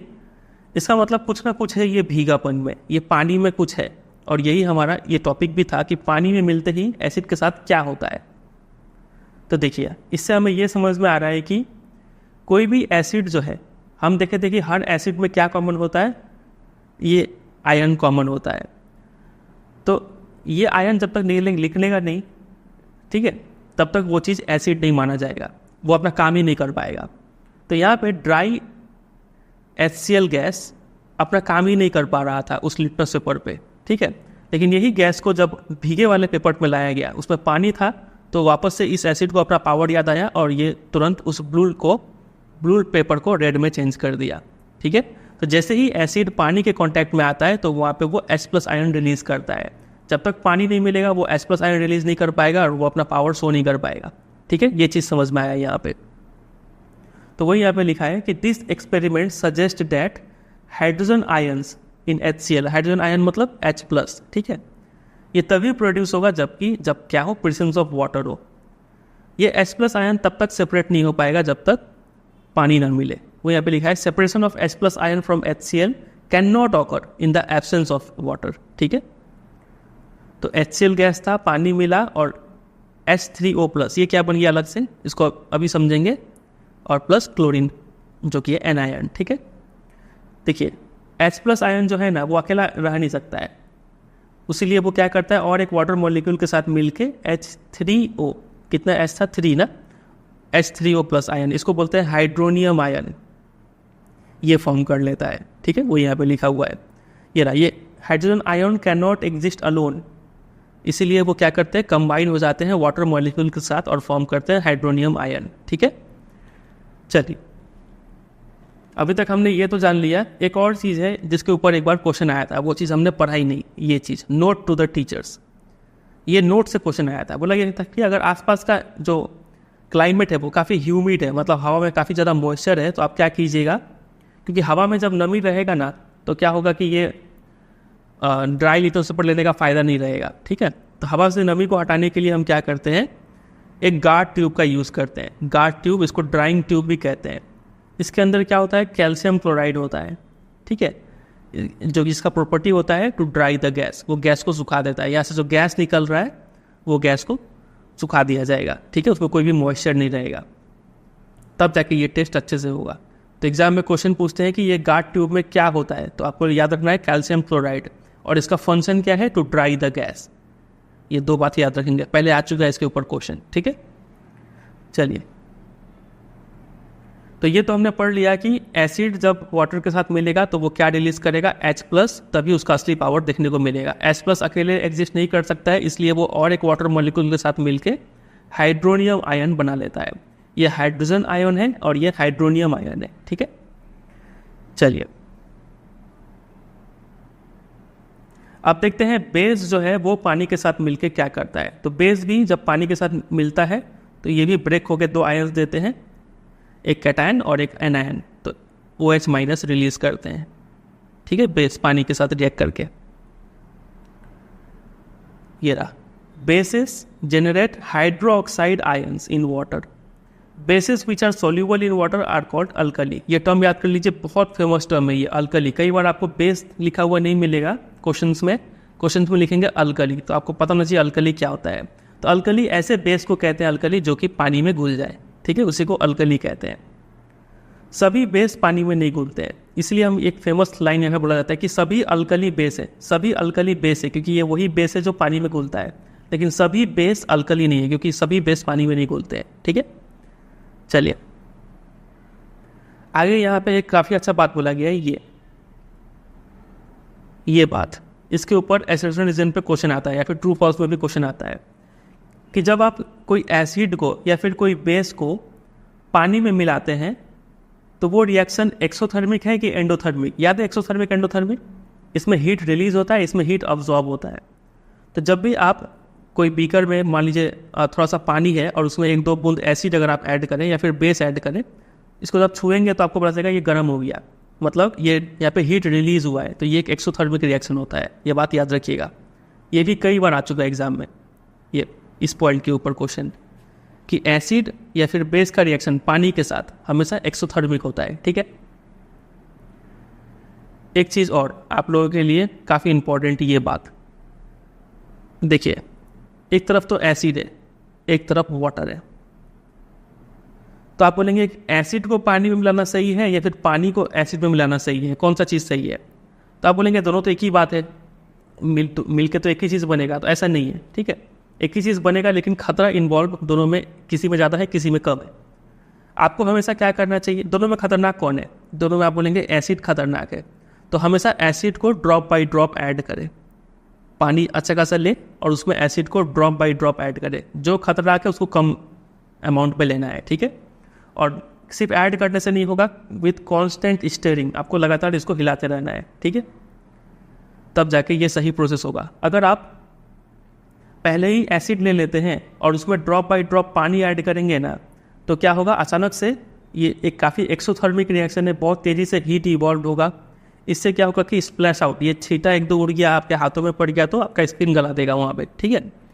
तो इससे आपका हाथ जल सकता है, और बहुत ही ज़्यादा हीट इवॉल्व हो गया तो हो सकता है ये शीशा ही ब्रेक हो जाए, ठीक है।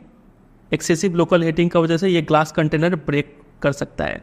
तो ये 2 रीज़न का वजह से कि स्प्लैश आउट ना हो और ब्रेक ना करे ये बीकर, इस वजह से हमेशा एसिड को पानी में मिलाना चाहिए, ना कि पानी को एसिड में। ये क्वेश्चन आता है एग्जाम में, तो वो पूरा बात यहाँ पे लिखा हुआ है, समझ गए।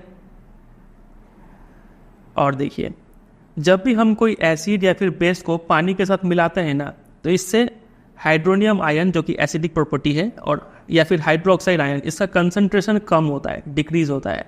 Very very very important, common sense है ये तो, कि अगर कोई एसिड है उसमें अगर पानी आप मिला देंगे तो वो एसिड, उसमें जो हाइड्रोजन आयन का कंसंट्रेशन है, हाइड्रोजन आयन या फिर हाइड्रोनियम आयन जो भी बोल लीजिए, उसका कंसंट्रेशन कम होता है। पानी मिला रहे हैं मतलब कम गाढ़ा कर रहे हैं, ठीक है, तो ये हाइड्रोजन आयन का कंसंट्रेशन डिक्रीज होता है। उसी तरीके से अगर कोई बेस भी है उसमें अगर आप पानी मिला रहे हैं तो क्या होगा, उसमें OH- का कंसंट्रेशन डिक्रीज होगा, ठीक है। और पानी मिलाने का प्रोसेस को कहते हैं डाइल्यूशन। तो डाइल्यूशन से क्या होता है इफेक्ट, कंसंट्रेशन डिक्रीज होता है, ठीक है। चलिए कुछ क्वेश्चंस देख लीजिए। पहला वो यहाँ पे बोला है कि ये सब कंपाउंड एसिडिक कैरेक्टर क्यों शो करते हैं, जबकि alcohol, glucose acidic character show नहीं करते हैं। तो इसलिए क्योंकि इसमें आयंस होता है, H+ आयंस ये लोग डोनेट कर पाते हैं, इसलिए ये लोग H+ आयंस डोनेट नहीं कर पाते हैं। एग्जाम में आप H+ आयन लिखिए या फिर H3O+ आयन, दोनों ही सही है, ठीक है। Why does an aqueous solution of acid conduct electricity? Electricity conduct करने के लिए वो सोल्यूशन में क्या होना चाहिए, आयन्स होना चाहिए, और एसिड से आयन रिलीज करते हैं, ठीक है, इसलिए ये इलेक्ट्रिसिटी कंडक्ट करता है। Next question, why dry HCl gas not change the colour of dry liquid paper? तो सूखा गैस सूखा पेपर को क्यों नहीं कलर चेंज कर पाता है, क्योंकि वो कलर चेंज तभी कर पाएगा जब H+ आयंस रिलीज हो, और H+ आयंस तभी रिलीज होगा जब वो वाटर के कांटेक्ट में आए, ठीक है। HCl gas can not donate H+ ions in the absence of oxygen, in the absence of water, ठीक है, इसलिए।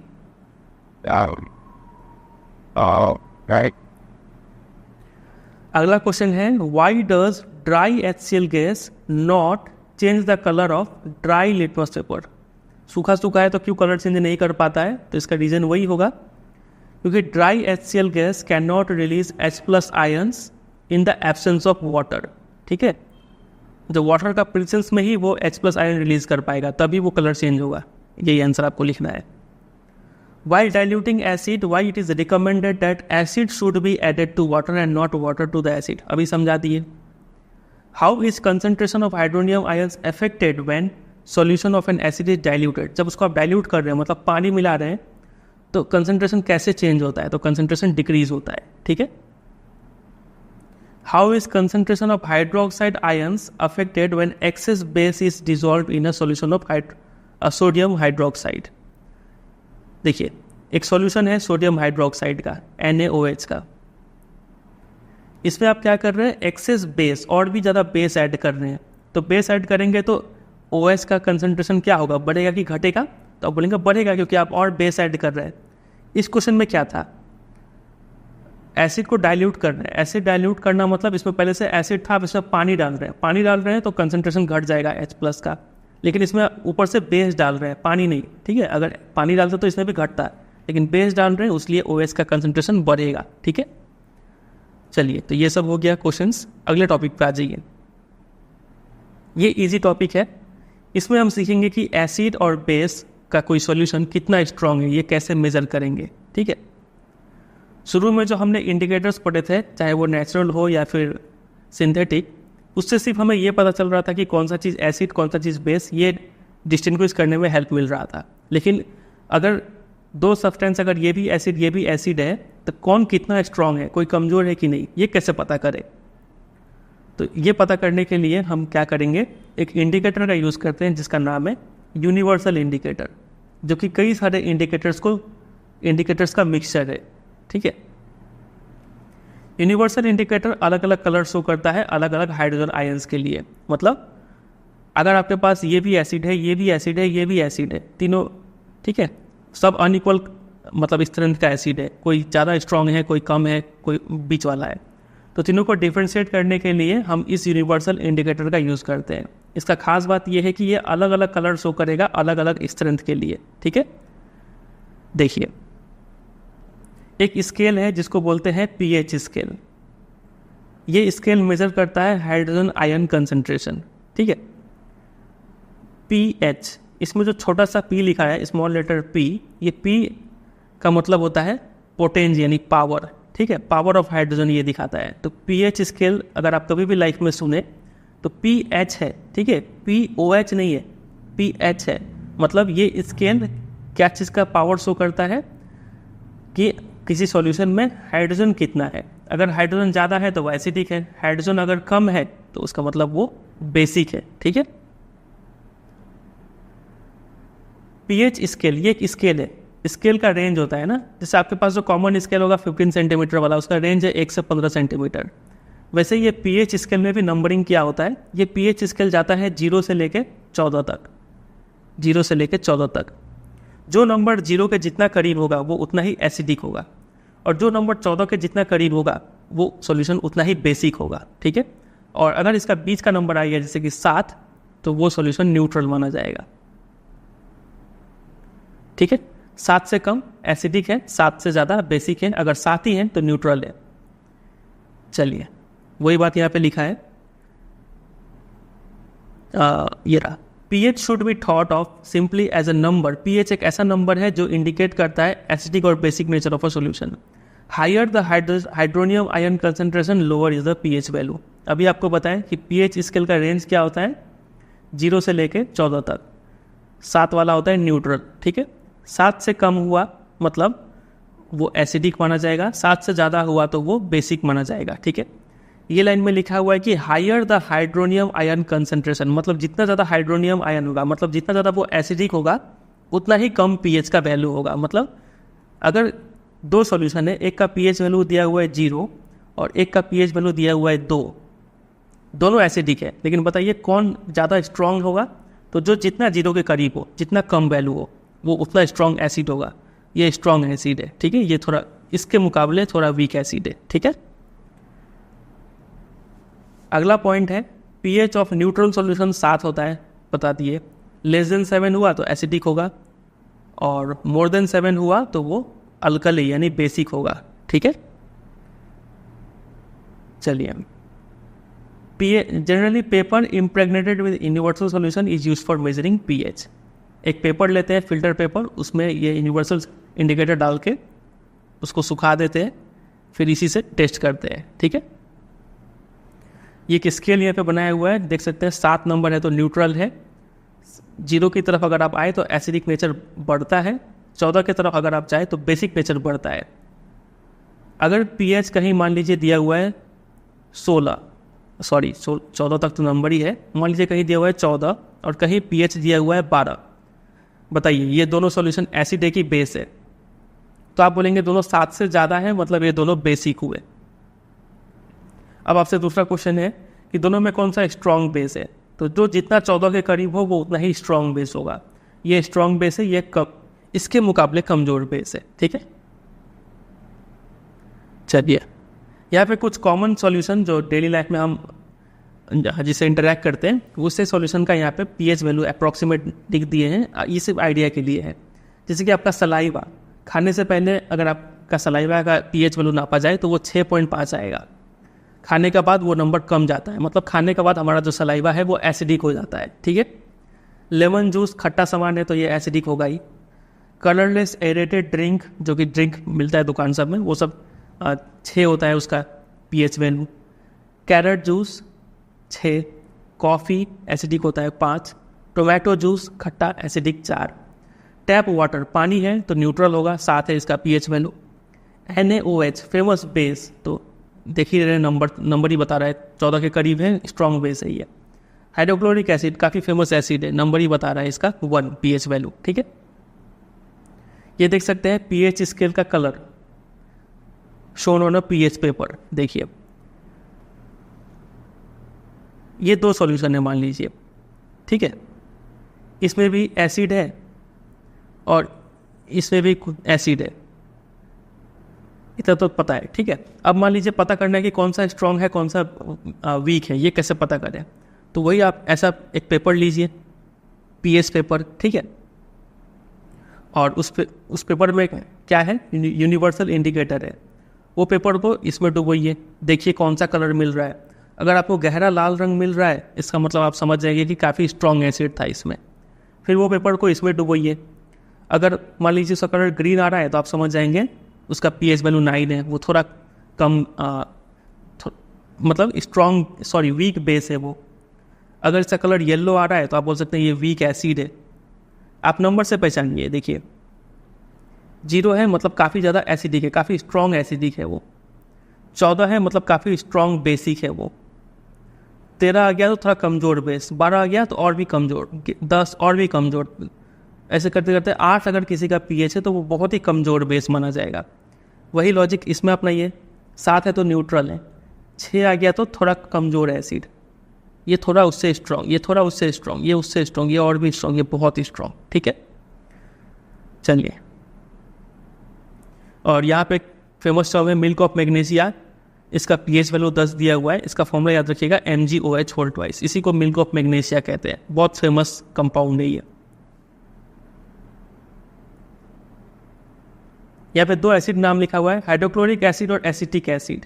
दोनों को अगर आप लेंगे और मेज़र करेंगे तो आप पाएंगे कि ये स्ट्रॉन्ग है, इसका पीएच नंबर काफ़ी कम आएगा इसके मुकाबले। ठीक है, और पीएच नंबर जितना कम हो उतना उसमें हाइड्रोनियम आयन ज़्यादा होता है, उतना वो ज़्यादा एसिडिक होता है। वो यहाँ पे लिखा है कि ऐसे एसिड जो ज़्यादा H+ आयन दे पाते हैं उसको स्ट्रॉन्ग एसिड कहते हैं, और ऐसे एसिड जो कम H+ आयन दे उसको वीक एसिड। Common sense. ठीक है, आगे बढ़ते हैं। अगला टॉपिक है importance of pH in everyday life. इसको ध्यान से सुनिएगा, काफ़ी इजी और इसको जल्दी खत्म करेंगे। ठीक है, पहला सिर्फ फैक्ट आपको यहाँ पर याद रखना है। क्वेश्चन इसके रूप में बोला गया है कि क्या प्लांट और एनिमल पीएच सेंसिटिव है, पीएच से कोई फर्क पड़ता है इनको? तो पड़ता है। ठीक है, हमारा शरीर जो है उसका नॉर्मल पीएच रेंज है इतना, मतलब हम लोग जो खाते पीते हैं वो इसी रेंज में होना चाहिए। ठीक है, और अगर पीएच चेंज होता है तो शरीर को हार्म पहुंचेगा। जब when pH of rain water is less than 5.6, जब बारिश हो रहा है, ठीक है, अगर उस बारिश का पीएच का वैल्यू 5.6 से कम हो जाए अगर, तो उस बारिश को हम लोग कहते हैं ये बारिश एसिड रेन है। ठीक है, एसिड गिर रहा है, क्योंकि 5.6 से 7 से कम है, ऑलरेडी एसिड था, लेकिन 5.6 से भी कम हो जाए काफ़ी अच्छा है एसिड है वो, ठीक है, वो एसिड ड्रेन हो रहा है। और ऐसा बारिश जब नदी में जाएगा, सॉइल में जाएगा, तो एक्वेटिक लाइफ को हार्म करेगा, मिट्टी को हार्म करेगा, प्लांट्स को हार्म करेगा, ठीक है। तो ये फैक्ट आपको पता होना चाहिए। इसके ऊपर इसको अंडरलाइन कर रखें, एसिड रेन किसको कहते हैं, कि जब बारिश का पीएच जो है, रेन वाटर का पीएच 5.6 से कम हो जाए तो वो रेन एसिड रेन कहते हैं। ये याद रखिएगा, क्वेश्चन आ चुका है पहले। दूसरा क्वेश्चन है कि आपके घर का जो सॉइल है उसका पीएच कितना है। तो इसमें सिर्फ एक ही बात याद रखना है आपको कि प्लांट को ग्रो करने के लिए एक हेल्दी, मतलब एक खास रेंज का ही पीएच चाहिए। हर प्लांट को सेम पीएच नहीं चाहिए, अलग अलग प्लांट का अलग अलग पीएच रिक्वायरमेंट होता है। अगर उस मिट्टी का पीएच चेंज होगा तो प्लांट को हार्म पहुंचेगा। इतना ही है यहाँ पे काम का बात। आगे आ जाइए अगले में। इसमें बोला है कि pH in our digestive system, हमारे पेट में कौन सा एसिड है, HCl एसिड, ठीक है। कई बार क्या होता है कि जब हम बहुत ज़्यादा खा लेते हैं तो वो खाना ठीक से पचता नहीं है, उसको पचाने के लिए हमारा पेट और भी ज़्यादा एसिड प्रोड्यूस करने लगता है। इससे हमें क्या हो जाता है, एसिडिटी हो जाता है, ठीक है, पेन होगा, इरिटेशन होगा। तो इसी पेन से निजात पाने के लिए लोग क्या करते हैं, बेस का यूज़ करते हैं, जिसको कहते हैं एंटासिड्स का यूज़ करते हैं, ठीक है। एक बहुत ही फेमस एंटासिड का यहाँ पे नाम दिया हुआ है milk of magnesia, magnesium hydroxide, MgOH2। ये एक माइल्ड बेस है जो एसिडिटी होने पे हम ले सकते हैं, ठीक है। तो जितना अंडरलाइन किए हैं वो सब फैक्ट आपको पता होना चाहिए। अगला है पीएच एक कारण है, पीएच चेंज एक कारण है दांत सड़ने का, टूथ डिके होने का। टूथ डिके तब स्टार्ट होता है जब आपके मुंह का पीएच 5.5 से कम हो जाए, मतलब मुंह में जब एसिड बहुत तेज़ी से बनेगा ना तो आपका दांत सड़ना गलना स्टार्ट हो जाएगा। होता क्या है कि जब हम बहुत ज़्यादा मीठा खा लेते हैं तो बैक्टीरिया उस मीठे पर लग के क्या करते हैं, पीएच को 5.5 से कम ले आते हैं।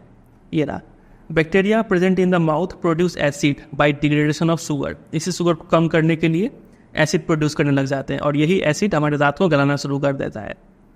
तो हमें क्या करना चाहिए, खाने के बाद मुंह को अच्छे से साफ करना चाहिए, कूला करना चाहिए और ऐसे टूथपेस्ट का इस्तेमाल करना चाहिए जो कि जनरली बेसिक होते हैं, ठीक है। चलिए, फिर हमारे जो टूथ का इनेमल है उसका केमिकल नेम यहाँ पे दिया है कैल्शियम हाइड्रोक्सीपेटाइट, जो कि हार्डेस्ट सब्सटेंस है हमारे शरीर का। लेकिन अगर पीएच का चेंज हुआ तो ये हमारे शरीर का जो हार्डेस्ट सब्सटेंस है वो भी सड़ गल सकता है, ठीक है। ये सब नंबर्स याद रखेंगे, ठीक है। ये 5.5, ऊपर हमने एक नंबर पढ़ा था 5.6, जब रेन वाटर का पीएच 5.6 से कम हो जाए तो वो एसिड रेन कहते हैं, ठीक है, याद रखिएगा। ये काफ़ी अच्छा है। Self defence by animals and plants through chemical warfare. कई बार कई सारे एनिमल्स और प्लांट्स, ठीक है, क्या करते हैं, अपने खुद का बचाव के लिए कुछ केमिकल छोड़ते हैं। जैसे कि मधुमक्खी जो है, जब वो काटता है तो आपको काफ़ी पेन और इरिटेशन होता है, ठीक है। तो उस केस में आप वहाँ पे बेकिंग सोडा लगा के थोड़ा रिलीफ पा सकते हैं, क्योंकि मधुमक्खी का जो डंक है उसमें क्या होता है, एसिड होता है। उसी तरीके से जो नेटल लीव्स है, जिसको हम लोग बिच्छू पत्ती भी कहते हैं, ठीक है, इसका पत्ता अगर आपको लग गया तो आपको क्या होगा, काफ़ी पेन होता है, इरिटेशन होता है। तो वह ऐसा इसलिए होता है क्योंकि इस पत्ते के जरिए वो प्लांट आपके शरीर में मिथेनोइक एसिड छोड़ दिया। समझे कि नहीं, वही बात यहाँ पे लिखा है। तो कई सारे प्लांट्स और एनिमल्स अपना सेल्फ डिफेंस के लिए ये पीएच का यूज़ करते हैं। आगे यहाँ पे नेटल लीव्स के बारे में एक और फैक्ट बताया हुआ है कि कई बार हो सकता है कि आप कहीं ट्रैकिंग पर जाए, किसी जंगल में जाए, तो गलती से आपका पैर स्किन इस पर टच हो जाए नेटल लीव्स में, तो आपको क्या, वो प्लांट क्या करेगा, आपके अंदर मिथेनोइक एसिड छोड़ देगा, है कि नहीं, और वहाँ पे आपको दर्द होना स्टार्ट हो जाएगा। तो आप क्या कीजिएगा, उस समय में उसके आसपास एक और प्लांट पाया जाता है जिसको बोलते हैं डॉग प्लांट। ये प्लांट के आसपास ही एक और प्लांट होगा जिसको बोलते हैं डॉग प्लांट, ठीक है। और ये ऐसा माना जाता है कि ये डॉग प्लांट का पत्ता अगर आप तोड़ के उस पर आप रगड़ देते हैं, रब करते हैं, तो आपको तुरंत रिलीफ मिलता है, क्योंकि इसमें थोड़ा ये डॉग प्लांट में एक बेसिक गुण होता है, ठीक है, वो यहाँ पे लिखा है। चलिए, तो ये सब एसिड का नाम याद रखिएगा। नेटल लीव्स में कौन सा एसिड है, मिथेनोइक एसिड, ये नाम पता होना चाहिए। यहाँ पर नीचे टेबल में दिया हुआ था, ये था। चींटी काटे या फिर नेटल लिस्टिंग हो, दोनों में ही मिथेनोइक एसिड है। लेमन में सिट्रिक एसिड, दूध या फिर कर्ड में लैक्टिक एसिड, टोमेटो में ऑक्जेलिक एसिड, टामरिन में टार्टरिक एसिड, ऑरेंज में सिट्रिक और विनेगर में एसिटिक एसिड। पूरा टेबल अच्छे से आपको याद होना चाहिए। चलिए कुछ क्वेश्चंस। पहला, आप ही आंसर देने का कोशिश कीजिए। 2 सॉल्यूशन है आपके पास, ए और बी। ए का पीएच है 6 और बी का पीएच है 8।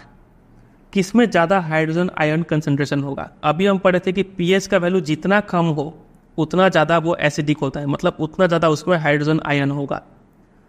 तो 8 और 6 कौन सा कम है? 6 कम है, मतलब इसमें ज़्यादा हाइड्रोजन आयन कंसंट्रेशन है, मतलब ये ज़्यादा एसिडिक है। ये तो 7 से ज़्यादा ये बेस हो गया, ठीक है। Which one is acidic? तो A. Which one is basic? तो बी।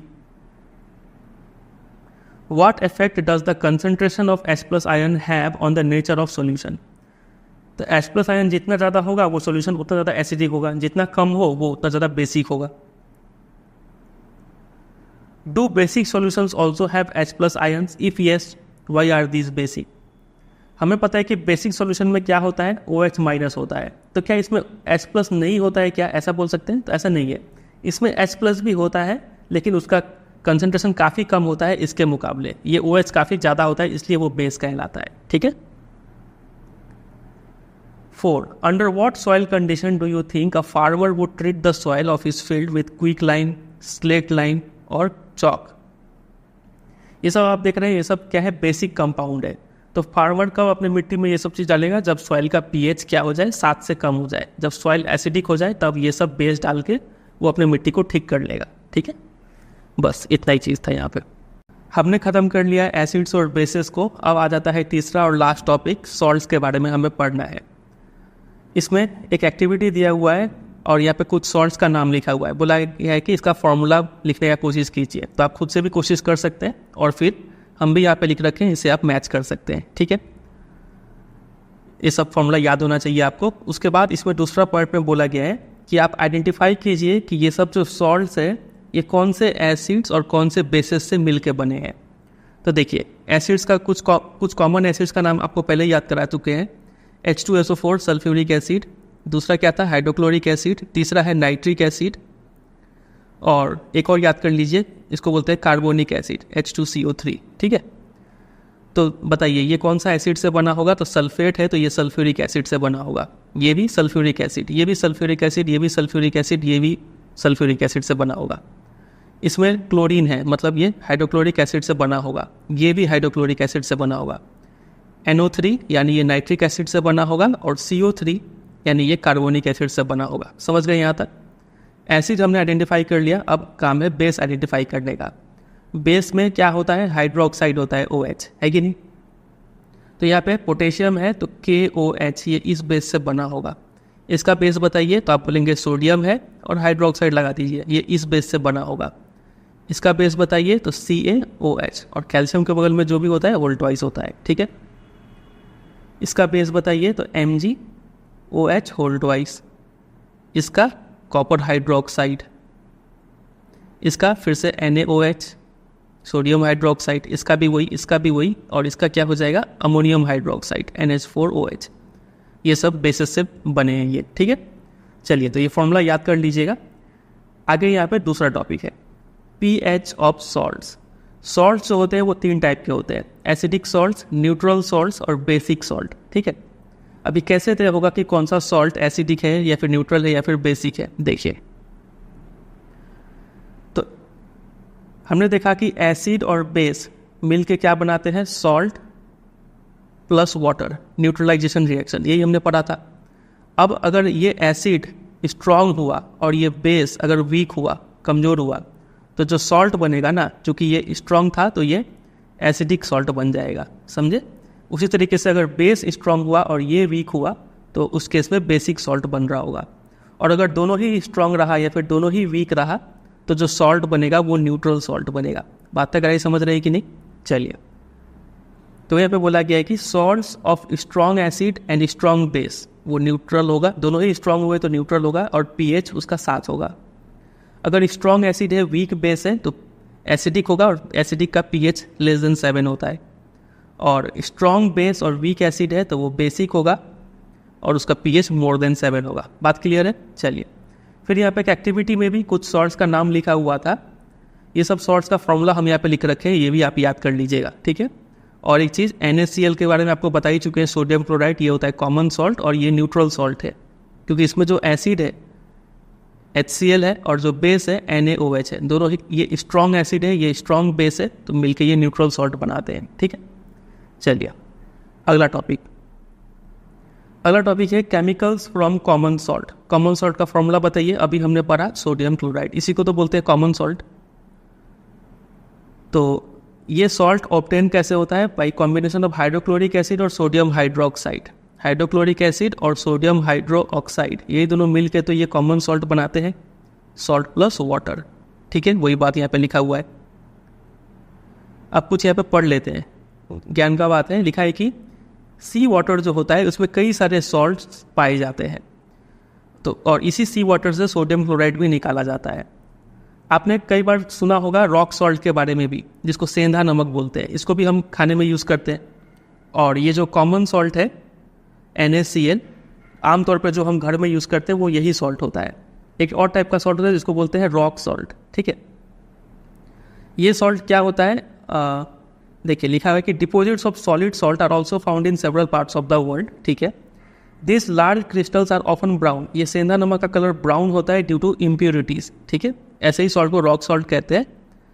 और ये सॉल्ट तब बने हैं जब पहले के ज़माने के जो सीज थे वो जब सूख गए, ठीक है, जब ये ड्राई अप हो गए तब जाके ये सॉल्ट जमे हुए मिल पा रहे हैं आज हमें, ठीक है, बस। और रॉक सॉल्ट को कैसे निकाला जाता है? इसको माइन किया जाता है, खोद के निकाला जाता है, ठीक कोयले की तरह। इतना ही बात है यहाँ पे, और कुछ काम का नहीं है। काम का बात अब यहाँ से स्टार्ट हो रहा है। देखिए कॉमन सॉल्ट हेडिंग लगाया हुआ है, a raw material for chemicals. Common salt को यूज़ करके हम बहुत सारे केमिकल्स बनाते हैं, जैसे कि sodium hydroxide, baking soda, washing soda, bleaching powder और भी कई सारे। तो इन सबको आप एक एक करके डिटेल में पढ़ेंगे। सबसे पहले स्टार्ट करते हैं सोडियम हाइड्रोक्साइड को, ठीक है। इसमें बोला गया है कि आप इलेक्ट्रिसिटी पास कीजिए। किससे इलेक्ट्रिसिटी पास करना है? ब्राइन से। ब्राइन क्या होता है? तो brine is an aqueous solution of sodium chloride. जो आप नमक ले रहे हैं NaCl कॉमन सॉल्ट, इसको अगर आप पानी में घोल देना तो वो पानी को क्या बोलेंगे? ब्राइन बोलेंगे। तो एग्जाम में ये भी क्वेश्चन आता है ब्राइन क्या होता है? तो ब्राइन एक्वस सॉल्यूशन मतलब पानी में घुला हुआ सॉल्यूशन है सोडियम क्लोराइड का, ठीक है, यही कॉमन सॉल्ट का। इस पानी में आप क्या कीजिए? आप इलेक्ट्रिसिटी पास कीजिए, ठीक है। तो जब इलेक्ट्रिसिटी पास करेंगे ना, तो NaCl था, वाटर था, और इलेक्ट्रिसिटी पास करेंगे तो क्या होगा? इट डिकम्पोजेज, कि सोडियम क्लोराइड डिकम्पोज यानी ब्रेक हो जाएगा, और क्या बनेगा? सोडियम हाइड्रोक्साइड, ये चीज़ बनेगा, और क्लोरीन और हाइड्रोजन गैस भी निकलेंगे, ठीक है। तो जैसा कि हेडिंग में बोला गया था कि कॉमन सॉल्ट का यूज़ करके हम कई सारे केमिकल्स बना सकते हैं। अब यहाँ पे देख रहे हैं कि कॉमन सॉल्ट का यूज़ करके कैसे हम सोडियम हाइड्रोक्साइड बना रहे हैं, ठीक है। अब ये जो 3 केमिकल्स हमें मिले हैं, तीनों का यूज़ देख लेते हैं। सबसे पहले देखिए, ये जो पानी है ये क्या है? ब्राइन है, मतलब aqueous solution of sodium chloride. और हमें पता है कि पानी में जब भी बिजली फ्लो करता है तो किसके हेल्प से फ्लो करता है? आयंस के हेल्प से करंट यहाँ पे फ्लो करता है कि नहीं? चलिए, और सॉल्यूशन में जब भी बिजली जाता है तो दो इलेक्ट्रोड्स होते हैं, एक को बोलते हैं एनोड और दूसरे वाले को बोलते हैं कैथोड। जैसे बैटरी का 2 एंड होता है, वैसे ही यहाँ पे एक है एनोड और एक है कैथोड, ठीक है। तो ये बात याद रखिएगा, ऊपर में जो हमें गैस मिल रहा था ये क्लोरीन गैस ऑब्टेन होता है एनोड पे। वेरी वेरी वेरी इंपॉर्टेंट, इसके ऊपर क्वेश्चन आता है। हाइड्रोजन गैस कहाँ पे मिलेगा आपको? तो ये मिलेगा कैथोड पे, ये याद रखिएगा, ठीक है। और ये जो था सोडियम हाइड्रोक्साइड, ये कहाँ पे मिलेगा? तो ये नियर द कैथोड, यहाँ जो पानी है इसी पानी में घुला हुआ मिलेगा आपको ये सोडियम हाइड्रोक्साइड। आप यहाँ से इस पाइप से निकाल सकते हैं, ब्राइट कंटेनिंग सोडियम हाइड्रोक्साइड। इस पानी में सोडियम हाइड्रोक्साइड भी है, फिर कुछ केमिकल प्रोसेस करके इसको अलग कर लेंगे, ठीक है।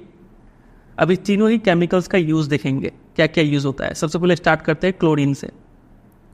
क्लोरीन का इस्तेमाल करते हैं पानी को साफ़ करने के लिए, स्विमिंग पूल्स में PVC, डिसइंफेक्टेंट, CFCs, पेस्टिसाइड, ये सब में यूज़ होता है। कुछ नहीं करना है आपको, याद कर लेना है सब, ठीक है। आइए हाइड्रोजन पे। हाइड्रोजन का यूज़ है फ्यूल्स, मार्गराइन ब्रेड पे लगा के खाते हैं, अमोनिया फॉर फर्टिलाइजर्स, ये सब चीज़ में यूज़ होता है, ठीक है।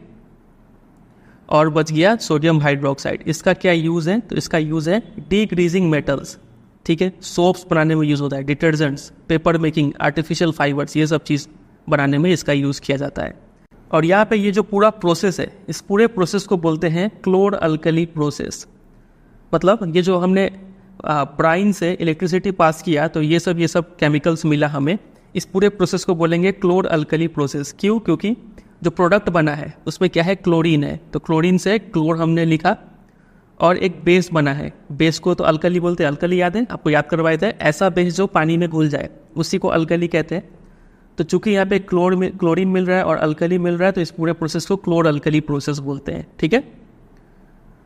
तो एग्जाम में क्वेश्चन ऐसे बनेगा कि ड्यूरिंग क्लोर अल्कली प्रोसेस आपसे पूछेंगे कि कैथोड में क्या ऑब्टेन होता है, और जो भी चीज़ ऑब्टेन होता है उसका 2 यूज़ बताइए, ऐसे क्वेश्चन आता है।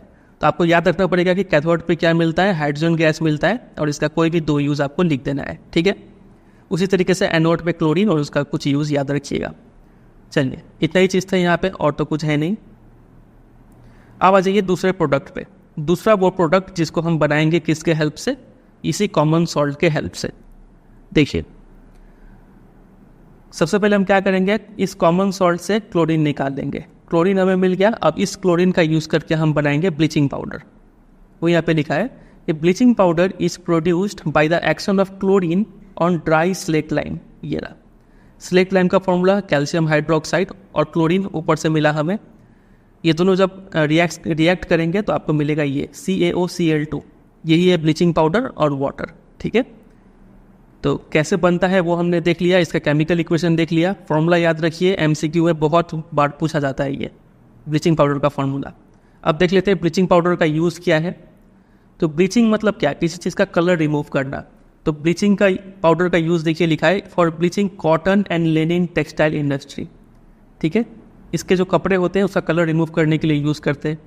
For bleaching wood pulp in paper factories, for bleaching washed cloth in laundry, ये सब में यूज़ होता है। इसको हम लोग यूज़ करते हैं एज एन ऑक्सीडाइजिंग एजेंट भी, ठीक है। और इसको ड्रिंकिंग वाटर को जर्म से फ्री करने के लिए भी यूज़ करते हैं, पानी साफ़ करने के लिए, ठीक है। चलिए, ये हो गया कुछ ब्लीचिंग पाउडर का यूज़। अगला केमिकल है बेकिंग सोडा। सबका आपको यही तरीका अपनाना है कि बनता कैसे है और उसका यूज़ क्या है, यही 2 चीज़ याद रखना है। बेकिंग सोडा कैसे बनता है वो देखिए। आप सबसे पहले कॉमन सॉल्ट लिए और वाटर, कार्बन डाइऑक्साइड और अमोनिया, ये सब आपस में रिएक्ट करेंगे और आपको मिलेगा अमोनियम क्लोराइड और सोडियम हाइड्रोजन कार्बोनेट। इसी सोडियम हाइड्रोजन कार्बोनेट को क्या कहते हैं, बेकिंग सोडा कहते हैं। तो बेकिंग सोडा का फॉर्मूला आप याद रखेंगे, ठीक है। और याद रखिएगा इसका नेचर क्या है, ये एक सॉल्ट है, ये है एक बेसिक सॉल्ट, ठीक है। इसको जब हीट करेंगे ना, बेकिंग सोडा को जब हीट करेंगे तो ये डिकम्पोज हो जाता है। डिकम्पोज होके ये 3 प्रोडक्ट फॉर्म करता है, सोडियम कार्बोनेट, वाटर और कार्बन डाइऑक्साइड, ठीक है। ये भी बहुत इंपॉर्टेंट रिएक्शन, एग्जाम में डायरेक्ट क्वेश्चन बनेगा कि जब बेकिंग सोडा को हीट करते हैं तो क्या होता है, इक्वेशन लिखिए। तो क्या होता है के लिए आप लिखेंगे it decomposes to form 3 products, नाम लिख देंगे, ठीक है, तीनों का, और केमिकल इक्वेशन ये लिख देंगे, ठीक है। चलिए, ये बना कैसे और इसका अब यूज़ पे आ जाते हैं। यूज़ क्या है, बेकिंग सोडा घर में भी यूज़ होता होगा आपका। ये देखिए, बेकिंग सोडा का यूज़ करके हम बनाते हैं बेकिंग पाउडर। बेकिंग पाउडर क्या है, इसमें आप बेकिंग सोडा लीजिए और कोई भी खाने वाला एसिड ले लीजिए, जैसे कि टार्टरिक एसिड। तो जब बेकिंग सोडा और टार्टरिक एसिड को मिलाएंगे तो बेकिंग पाउडर बन जाएगा, ठीक है। और जब बेकिंग पाउडर को हीट करते हैं ना तो ये रिएक्शन होता है, ये रहा, ये है आपका बेकिंग सोडा, और ये H+ आयन आया फ्रॉम एनी एसिड। जो भी आप एसिड ले रहे हैं, यहाँ पे टार्टरिक एसिड लेंगे, जो भी एसिड लेंगे H+ आयन वहाँ से आएगा। दोनों आपस में रिएक्ट करके कार्बन डाइऑक्साइड, वाटर और कोई सॉल्ट बनेगा, डिपेंड करेगा कौन सा एसिड है। अगर जो भी एसिड ले रहे हैं उसका सॉल्ट बन जाएगा, ठीक है। और ये जो कार्बन डाइऑक्साइड गैस निकला, इसका ही काम है, इट कॉजेज ब्रेड या फिर cake to rise making them soft and spongy. ये उसको फूलने में हेल्प करता है, और जितना वो फूलेगा उतना ही सॉफ्ट, नरम रहेगा और स्पॉन्जी रहेगा, ठीक है। इसलिए खाने में इसको हम ऐड करते हैं, ठीक है। ये पहला यूज़ हो गया कि बेकिंग सोडा से क्या बनाते हैं, बेकिंग पाउडर बनाते हैं। बेकिंग पाउडर होता क्या है, तो बेकिंग सोडा और कोई भी एडिबल सॉल्ट का मिक्सचर को बेकिंग पाउडर कहते हैं, ठीक है। दूसरा यूज़ है ये रहा, सोडियम हाइड्रोजन कार्बोनेट यानी बेकिंग सोडा से हम ये एक इंग्रेडिएंट होता है एंटासिड्स का भी। एंटासिड याद है, ये ऐसे बेसिक सॉल्ट होते हैं, जब आप एसिडिटी होता है जब आपको, तब ये लेते हैं, है कि नहीं। एक हमने एंटासिड का नाम याद भी किया था, मिल्क ऑफ मैग्नीशिया। तो एक और आपको एग्जांपल मिल गया एंटासिड का, जो कि होता है बेकिंग सोडा। ये भी एक एंटासिड के रूप में काम करता है, ठीक है। और it is also use in soda acid fire extinguisher. बस याद कर लेना है आपको 3 यूज़। अब आ जाइए वॉशिंग सोडा पे। ये भी हम लोग सोडियम क्लोराइड से ऑब्टेन करते हैं। इसका फॉर्मूला हो गया Na2CO3.10H2O। You have seen above that sodium carbonate can be obtained by heating baking soda। हमने देखा था जब बेकिंग सोडा को हीट करते हैं तो क्या होता था, सोडियम कार्बोनेट हमें मिल रहा था। अब क्या करना है, इसी सोडियम कार्बोनेट को रिक्रिस्टलाइज करना है, मतलब फिर से जमा देना है, ठीक है। तो ये जब जमेगा तो पानी ऑब्जॉर्ब कर लेगा और एक सोडियम कार्बोनेट के साथ 10 मॉलिक्यूल्स वाटर का जुड़ जाएगा। इसको हम लोग ऐसे ही लिखते हैं Na2CO3 और .10H2O, ठीक है। अब ये 10H2O क्या है, इसके बारे में थोड़ी देर में डिटेल में समझेंगे। अभी के लिए आप ऐसे याद कर लीजिए कि वॉशिंग सोडा का फॉर्मूला क्या होता है, ये सोडियम कार्बोनेट .10H2O, ठीक है। पढ़ेंगे कैसे, सोडियम कार्बोनेट डेकाहाइड्रेट, ऐसे पढ़ेंगे इसको, ठीक है। चलिए, और एक याद करने का टेक्निक भी होता है। कई बार आप बेकिंग सोडा और वॉशिंग सोडा के फॉर्मूले में कंफ्यूज हो जाएंगे कि किस में पानी था किस में नहीं था। तो इसको आप ऐसे याद कर सकते हैं कि जब वॉशिंग सोडा मतलब धोने, कोई भी चीज़ धोएंगे तो आपको क्या लगेगा, बहुत ज़्यादा पानी लगेगा। कितना बाल्टी पानी लगेगा, तो 10 बाल्टी पानी लगेगा। Na2CO3.10H2O, ऐसे करके आप याद कर सकते हैं इसको। और बेकिंग सोडा में NaHCO3, ये तो सिंपल था, ठीक है। चलिए वॉशिंग सोडा का यूज़ देख लेते हैं। It is use in glass, soap and paper industries, manufacture of sodium compound such as borax का बोरैक्स बनाने में इसका यूज़ होता है। फिर it is use as a cleaning agent for domestic purposes, और ये बहुत इंपॉर्टेंट है, it is use for removing permanent hardness of water. पानी कैसे हार्ड होता है, तो पानी में बहुत सारे केमिकल्स होते हैं, क्लोराइड्स, नाइट्रेट्स, ये सब यही पानी को हार्ड बनाते हैं, ठीक है। तो उसका हार्डनेस रिमूव करने के लिए वॉशिंग सोडा यूज़ होता है, ये याद रखिएगा, ठीक है। 4 यूज़ आपको रट लेना है। अब बात करते हैं इस पे, ये जो यहाँ पे 10H2O था, इसका इंपॉर्टेंस समझेंगे, ठीक है। देखिए, एक एक्टिविटी बोला गया है करने, यहाँ पे बोला गया है कि आप एक टेस्ट ट्यूब में कॉपर सल्फेट का क्रिस्टल्स को ले लीजिए, ठीक है। Copper sulphate originally blue colour का होता है, ठीक है। अब आप इसको हीट करना स्टार्ट कीजिए। जब आप इसको हीट ऑब्जर्व करेंगे ना, तो आप पाएंगे इसी कॉपर सल्फेट क्रिस्टल से कुछ वाटर वेपर निकलता है और टेस्ट ट्यूब के साइड में जाके लग जाएगा, ठीक है। और हीट करने के बाद पहले जो उसका ब्लू कलर था, अब ब्लू से कैसा कलर हो गया है, वाइट कलर हो गया है, वो समझे कि नहीं। और अगर आप फिर से इसमें 2-3 बूंद पानी डालेंगे ना, तो वापस से आप पाएंगे कि ब्लू कलर क्या हो जाएगा, रीअपीयर हो जाएगा, रीस्टोर हो जाएगा, ठीक है। तो ऐसा इसलिए हुआ क्योंकि जो पहले हमें सॉल्ट दिख रहा था, कॉपर सल्फेट क्रिस्टल्स, इसके अंदर में पानी था, तभी तो ये पानी निकल के वाटर वेपर यहाँ पे आके जम गया, है कि नहीं। तो देखने में हमें ये ड्राई ही लग रहा था कॉपर सल्फेट, लेकिन इसके अंदर पानी था।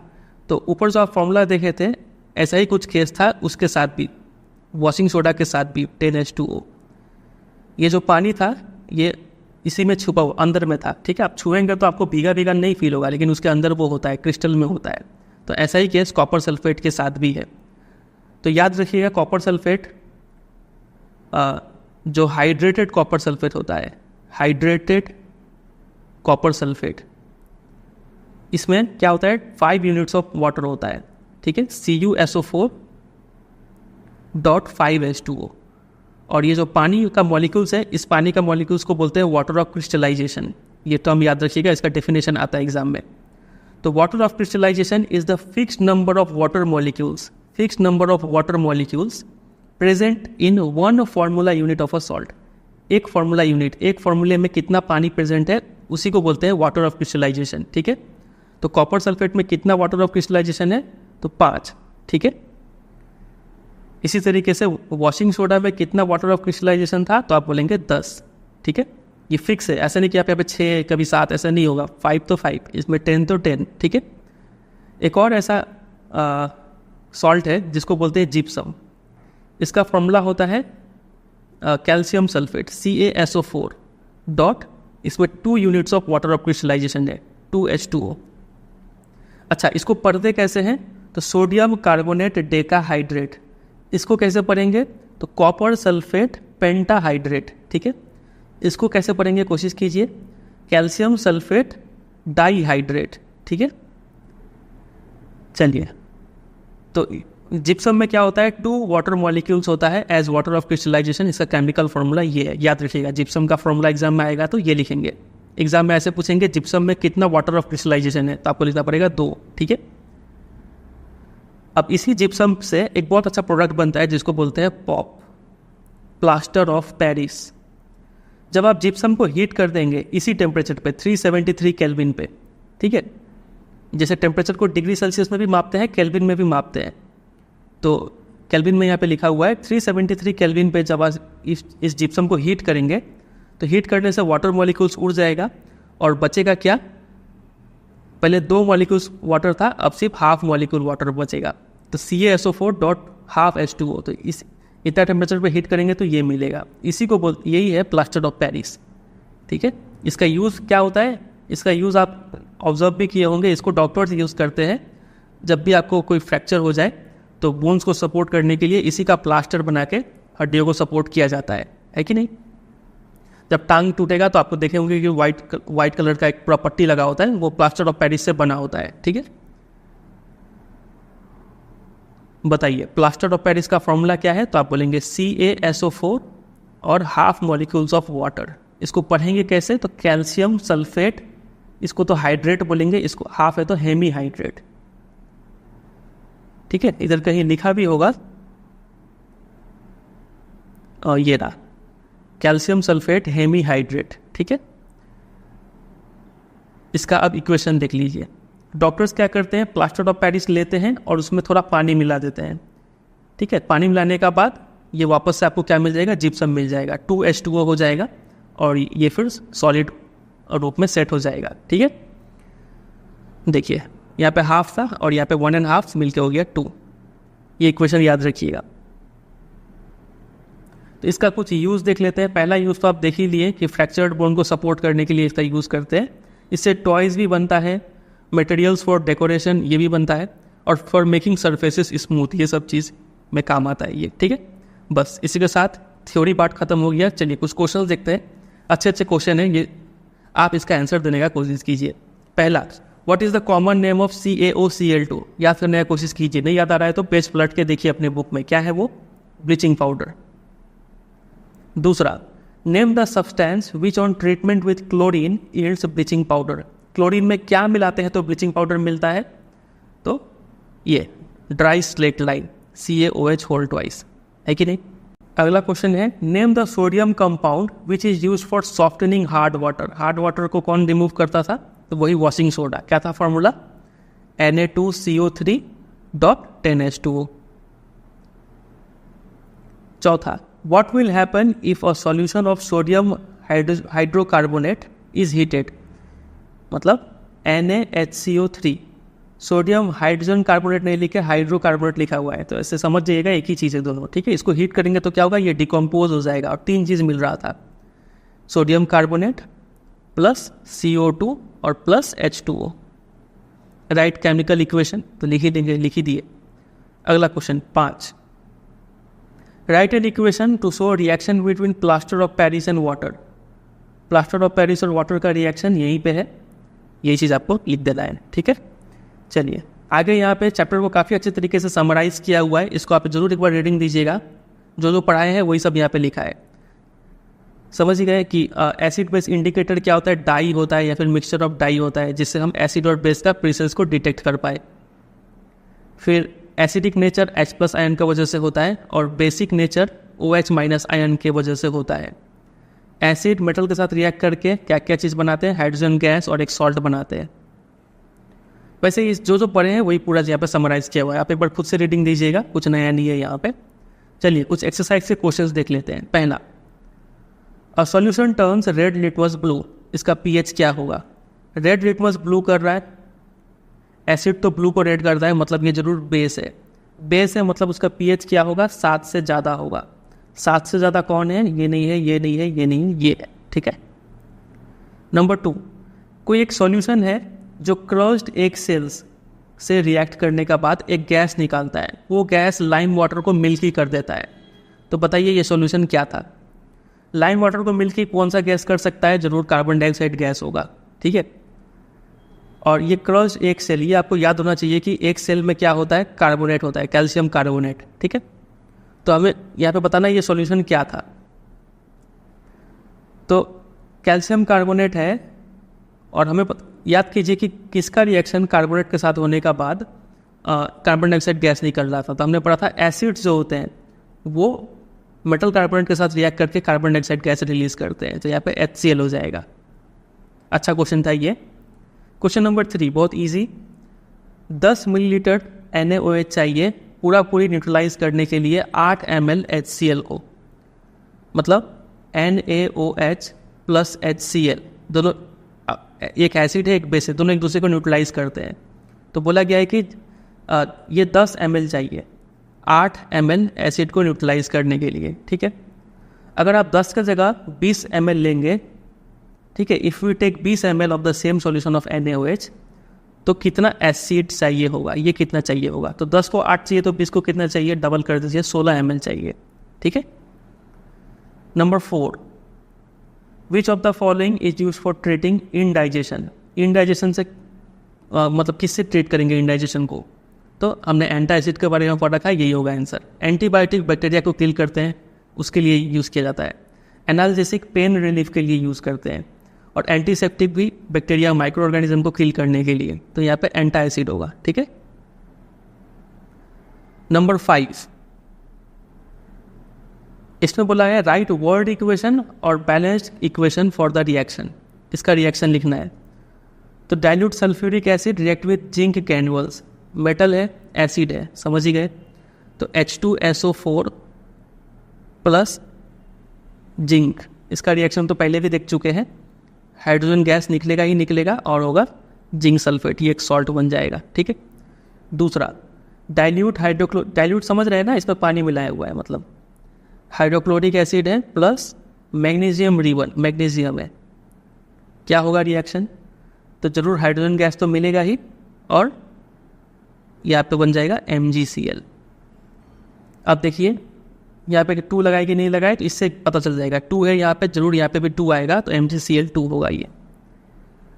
तीसरा dilute sulphuric acid H2SO4 plus aluminium powder, तो एल्यूमिनियम है, तो हाइड्रोजन गैस निकलेगा और Al2SO4 होल थ्राइस। एल्यूमिनियम का बगल में जो भी आता है, जैसे एल्यूमिनियम क्लोराइड था AlCl, उसमें 3 लगता है, ठीक है, 3 लगा।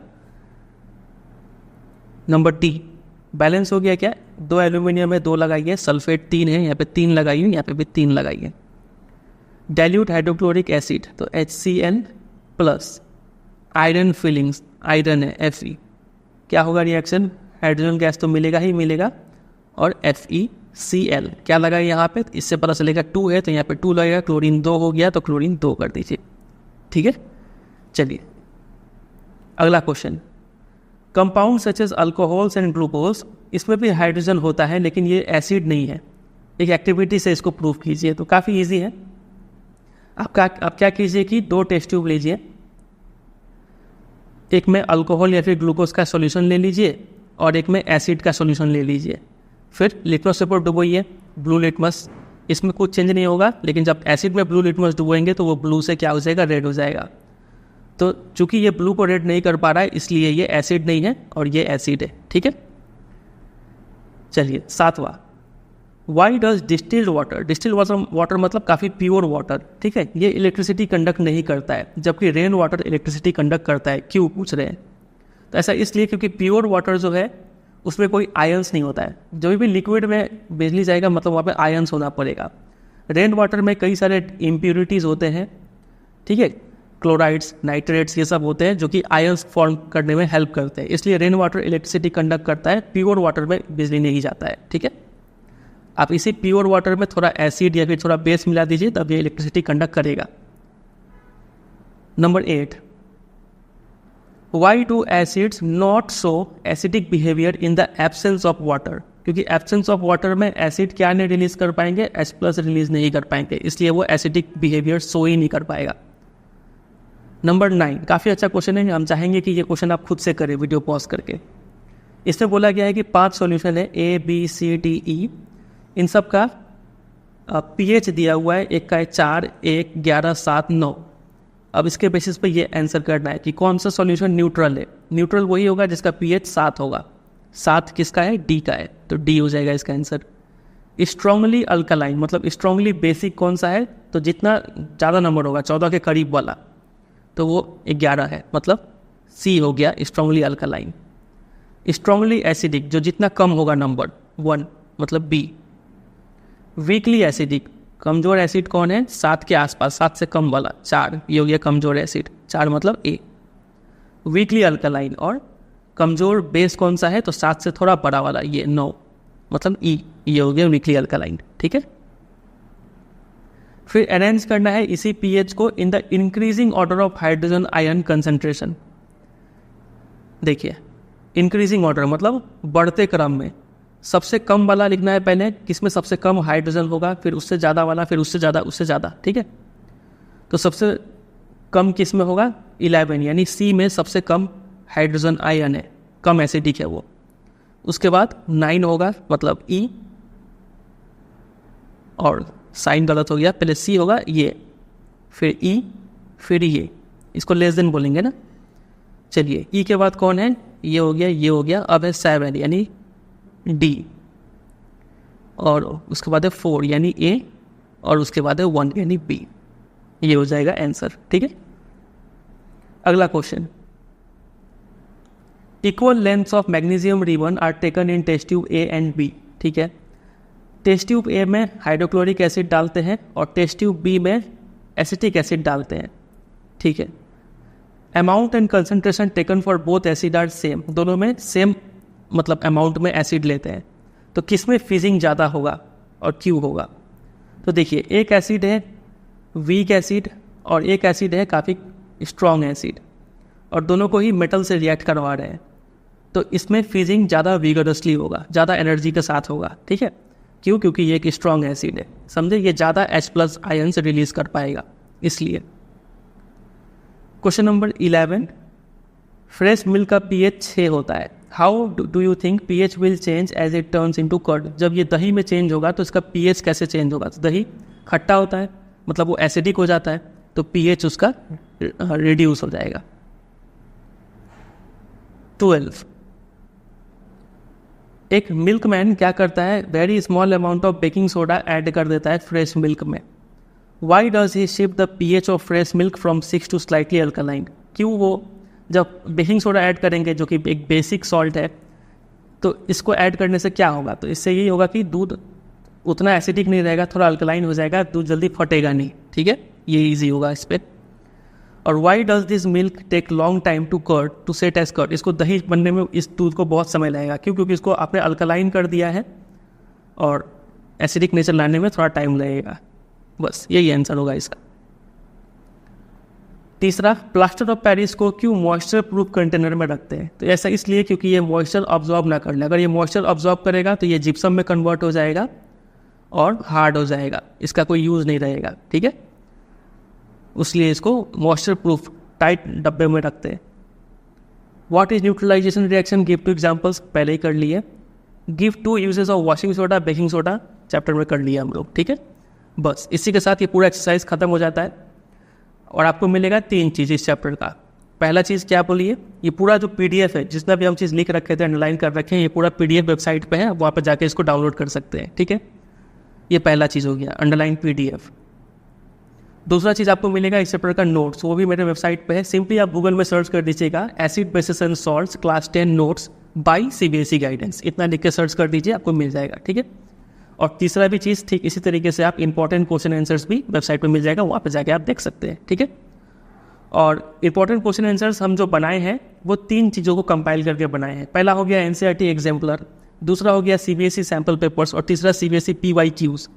बहुत सोच समझ के छाट के वहाँ पे कुछ क्वेश्चंस दिए हैं, ताकि क्वेश्चंस का नंबर बहुत ज़्यादा नहीं हो, क्योंकि चैप्टर से बहुत सारा क्वेश्चन आपको मिलेगा, सारा तो याद नहीं कर सकते हैं ना, कुछ सिलेक्टेड क्वेश्चन से आपको तैयार करना पड़ेगा ताकि रिपीटेशन ना हो।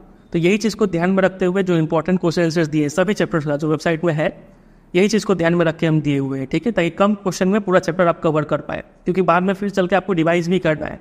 ऐसे नहीं कि एक ही चैप्टर में आप पूरा 1 हफ्ता लगा रहे हैं, इतना टाइम नहीं देना है, ठीक है। तो ये क्वेश्चन आंसर जरूर देखिए, आपको काफ़ी और लेटेस्ट क्वेश्चन है ये सब, जो नए नए पैटर्न के क्वेश्चन आ रहे हैं वो सभी क्वेश्चन आपको यहाँ पे मिलेंगे, ठीक है, उसको जरूर आप तैयार कीजिएगा। चलिए, तो उम्मीद करते हैं ये चैप्टर से आपको काफ़ी चीज़ सीखने को मिला होगा, आपका कॉन्सेप्ट काफ़ी स्ट्रांग हुआ होगा। वीडियो अच्छा लगा तो 3 काम कर दीजिए, वीडियो को लाइक कर दीजिए, दोस्तों के साथ शेयर कर दीजिए, और अगर आप चैनल पर नए हैं तो इसको सब्सक्राइब भी कर लीजिए। चैनल पे और भी वीडियोज़ हैं, मैथ, साइंस, SST, इंग्लिश, इन सब के वीडियोज़ भी आपको मिलेंगे, वो भी देखिए, आपको उससे भी काफ़ी हेल्प मिलेगा, ठीक है। और मन में कोई डाउट अगर है तो आप कमेंट करके पूछिए, हम कोशिश करेंगे वहाँ पे आपका डाउट को सॉल्व करने का, ठीक है। चलिए एंड करते हैं, मिलते हैं बहुत जल्द किसी और वीडियो में, तब तक के लिए bye bye and take care.